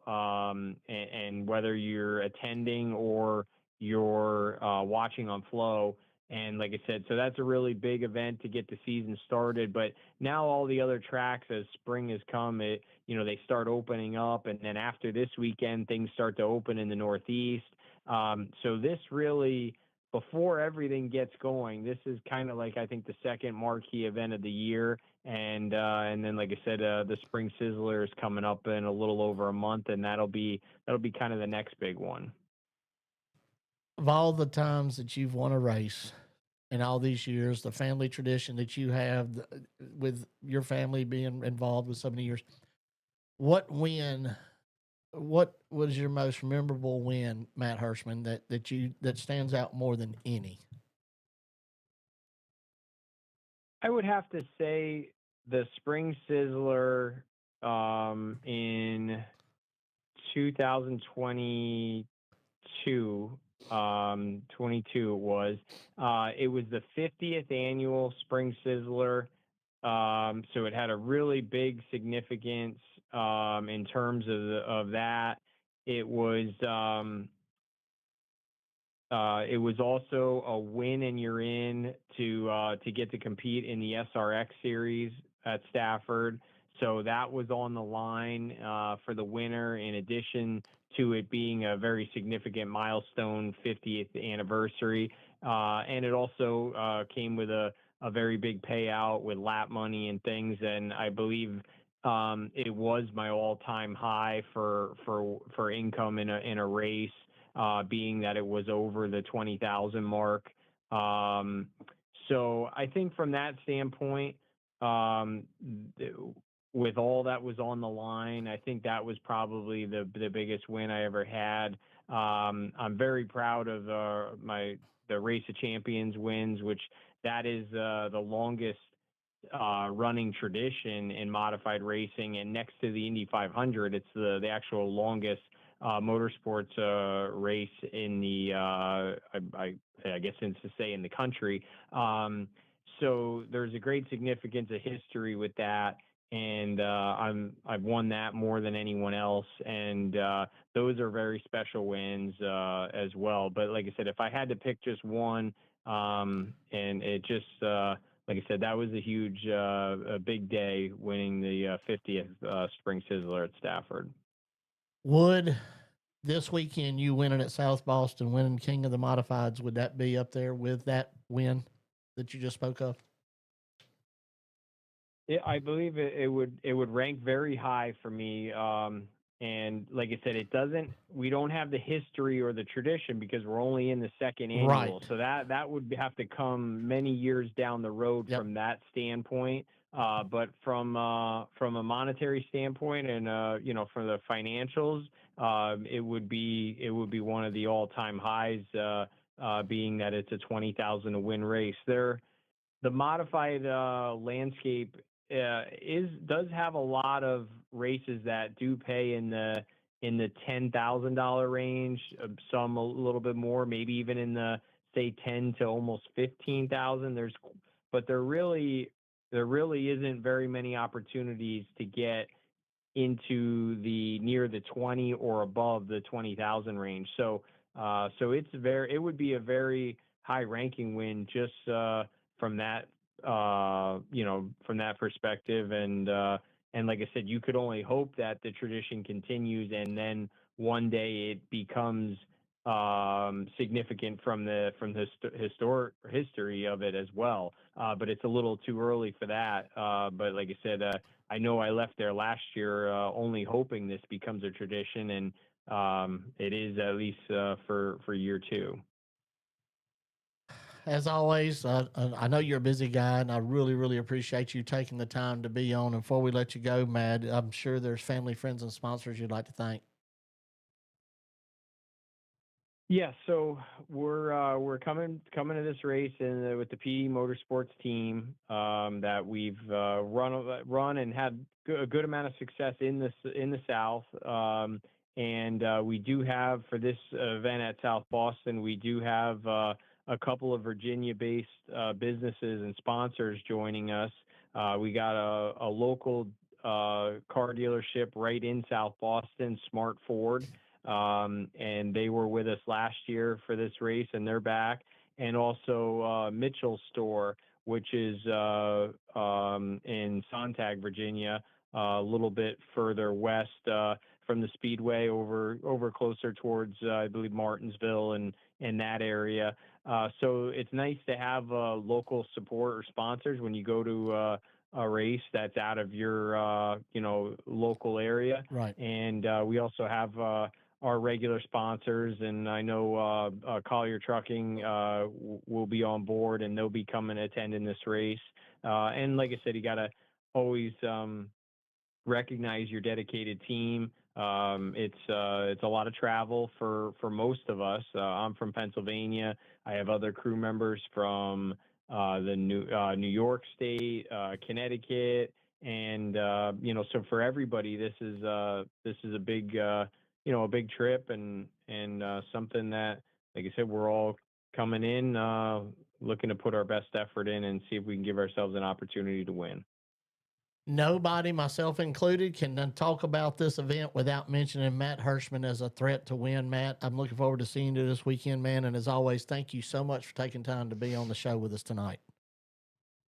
No problem. Appreciate your coverage of the race, and hopefully it looks like the weather's going to be great. Yes. And I hope a nice crowd comes out to support it, and we can, like I said, we can not only make this an annual event for the modifieds, but also it's a season opening race for the Speedway, and like I said, what better way to start it off with a nice 70-degree sunny day and a nice spring afternoon.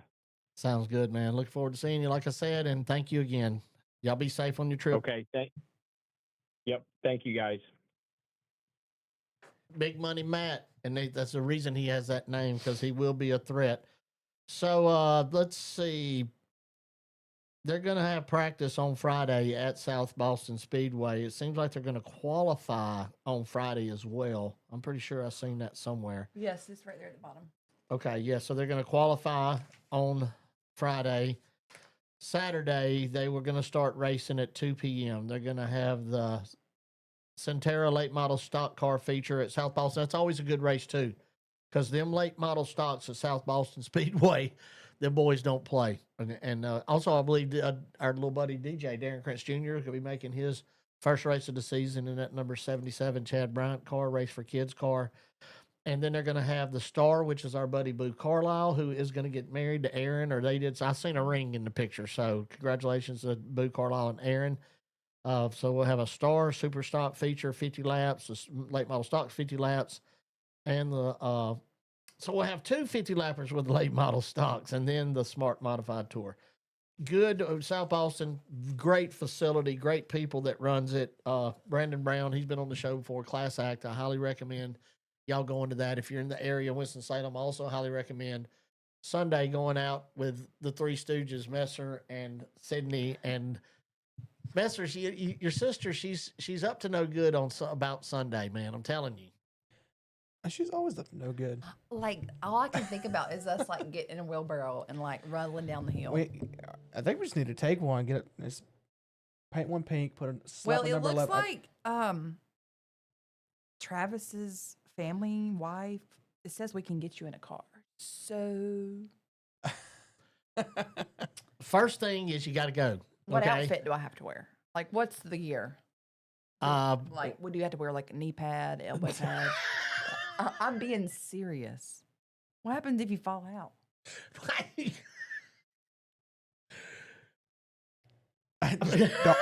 don't fall out.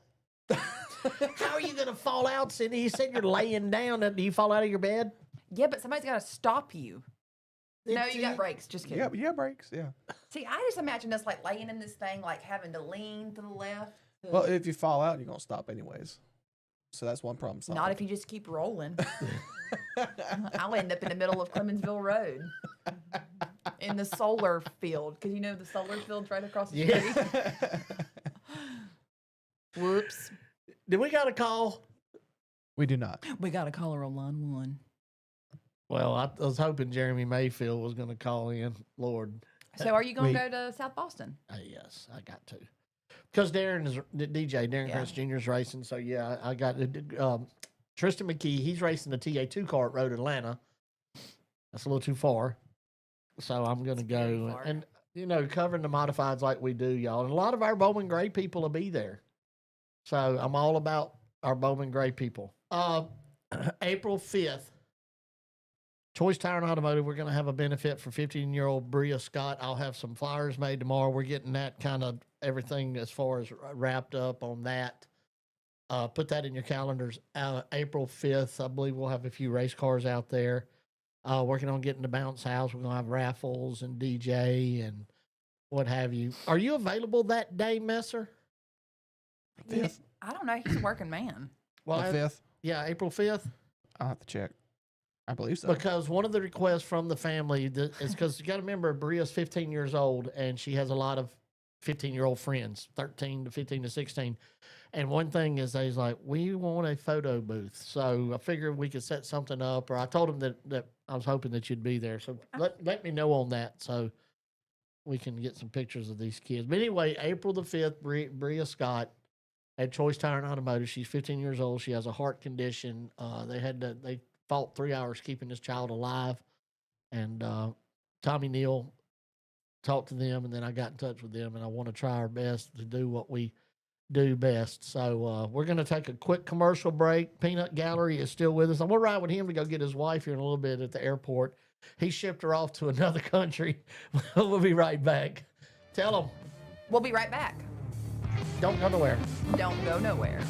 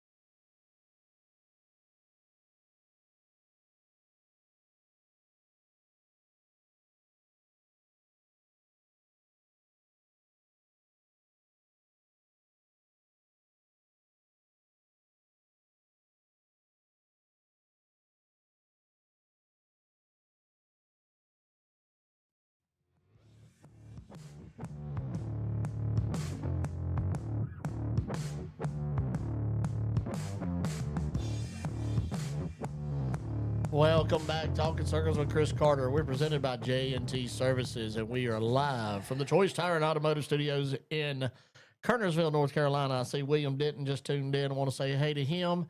Cole, it's about time we have Cole Denton back on the show. So, William, get with me so we can have Cole on. This kid is nothing short of amazing. You want to see a really sharp kid. Well, he ain't a kid no more. He's getting to be a teenager and what have you, but he is been on the show many times. Did you say Worm said he's been hobby park in the 80s? Yeah. Bless you. Excuse me. So yeah, Worm said he has been at the hobby park in the 80s. I thought he was born in like 1993, so I don't know. Anyway, so what else we got, y'all? We gonna actually Bless you. Bless you again. It Think only of- happens. I've never when you gotta sneezed. sneeze, you just gotta say watermelon. What? That works. Yeah, it distracts you. So then you don't Watermelon, sneeze. pineapple, or something. Watermelon, watermelon, watermelon. And I won't sneeze Right. while on the air. Excuse me, y'all. Nobody said God bless y'all. All I there said say bless you. watermelon. I said bless you. Say watermelon, you redneck from Alabama. Are you wanting to go Sunday? Yes. I'm gonna watch YouTube videos when I get home so I can prepare myself. You're actually going to compete? No, but you never know. Might get a wild hair. This is going to be great, Messer. Your sister's going to be out there competing. Steven's going to be cheering her on. Clayton Tate be there with his Steven baseball needs to- uniform. I think Steven needs to get in the car. No, let's keep him away from all that. Yes, please. Let's let him cheer his wife on. That's what we need to do. All right, so once again, the Smart Modified Tour at South Boston Speedway, late model stocks, and the Stars, Blue Card All Stars Super Stock Tour will be there. I'm telling you, it's worth the drive. How long does it take to get there? An hour? Something like that? South Boston? Yeah. About an hour and a half from Kernersville. Brandon Crotts said he saw a booger fly out when you sneeze. It probably landed on my shirt, but you wouldn't see it because it's green. Why would You're Brandon gonna- say that? I mean, he's You're going to one vacuum of my our. whole office. Brandon's such a good friend of the show, and I did that, and so now he's talking about stuff lined up. Wait, look who's on. Bryant Robertson. CCW, Your cousin. CCGLW. So Christopher Carter. no. Chris Carter, Greg Love. I don't know what the W is. Oh, Warden. God almighty.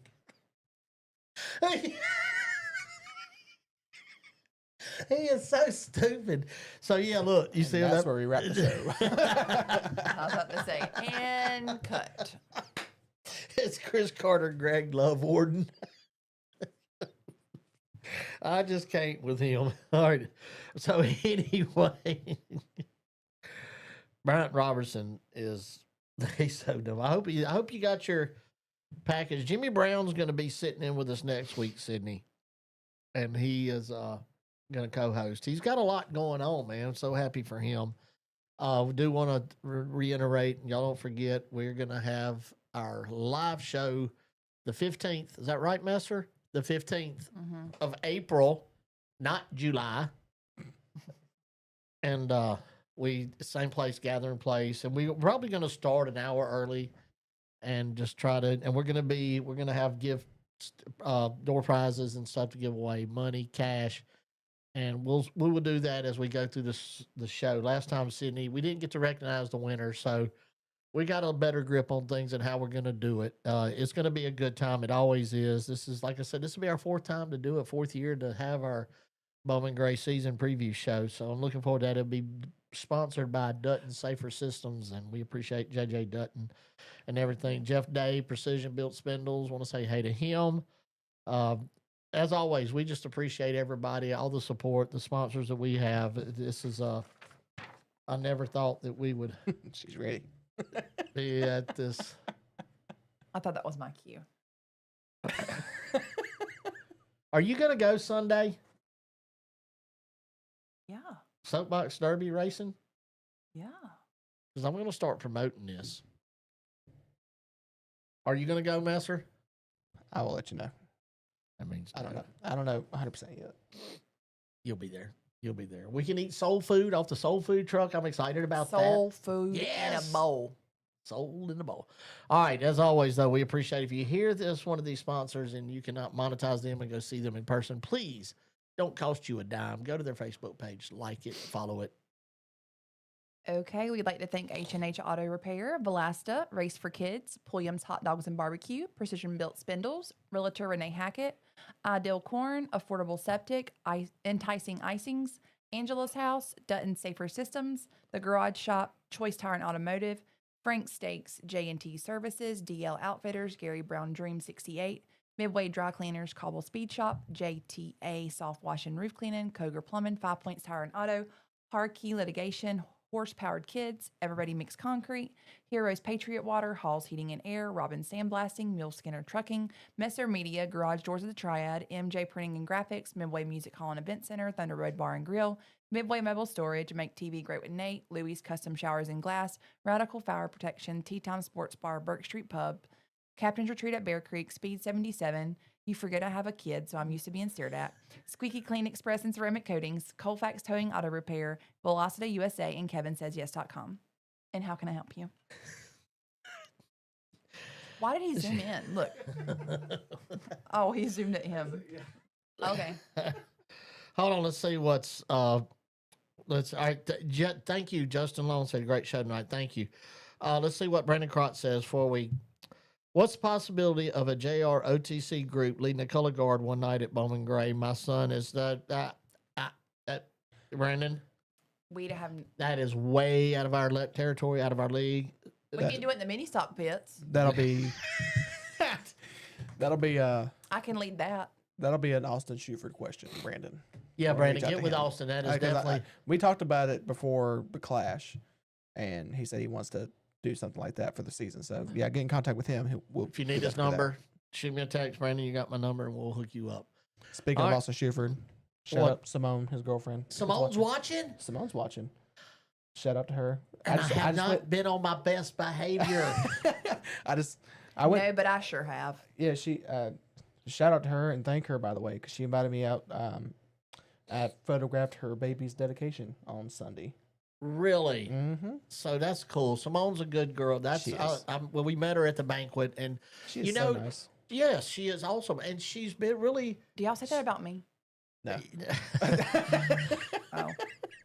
I just thought. You're I'd very ask. nice, Cindy. Thanks. But Simone, though, you know, She's very sweet. yes, and she's, you know, ever since we met her, she is actually supports the show big time, and that from the bottom of my heart. Thank you, Simone, and I appreciate that very much. All right, see y'all. Bye. No, I'm just kidding. Yes. If you know, Buster, can we do 3 people at this table? I can sit on each one. I can sit on each one of your legs and this right here, and It'll be tight, yeah, but yes, technically. it would be 85 in here or 90. If there was another person. It's 82 right now. Okay. Quit breathing. Zachary Koger is watching. We're saying goodbye to everybody, and there comes Zachary Koger. Koger Plumbing has been with this show a very long time. Better late than never. that's Almost right. like H&H Auto. A long time. What was you going to say, Messer? I'll say one more shout out to Corey Pinto watching as well. Corey Pinto. Corey Pinto. Who's he? CP Racing Power. Hey, Corey Pinto. Thank you for tuning in, buddy. CP Horsepower. Y'all go like Racing their page Power. or whatever. Huh? CP Racing Power. CP Racing Power. Gatorade.com, LLC. I don't know. Zachary Koger, love you, buddy. Tell your wife, the family, tell everybody your dad Ross I said hello. Thank you, everybody, for tuning in. It's 8:58. We're going to be done by 9 o'clock. Sydney Sanders will be at Hobby Park this Sunday for the Soapbox. They don't have an engine. Oh, Thank you, Jimmy Brown, J&T Services. This is Talking Circus with Chris Carter. It is presented by J&T Services. Thank you, Eric Engelbert, because we are live from the Choice Tire Automotive Studios. Support your local racetrack. See you at South Boston. Until next week, stay safe. God bless.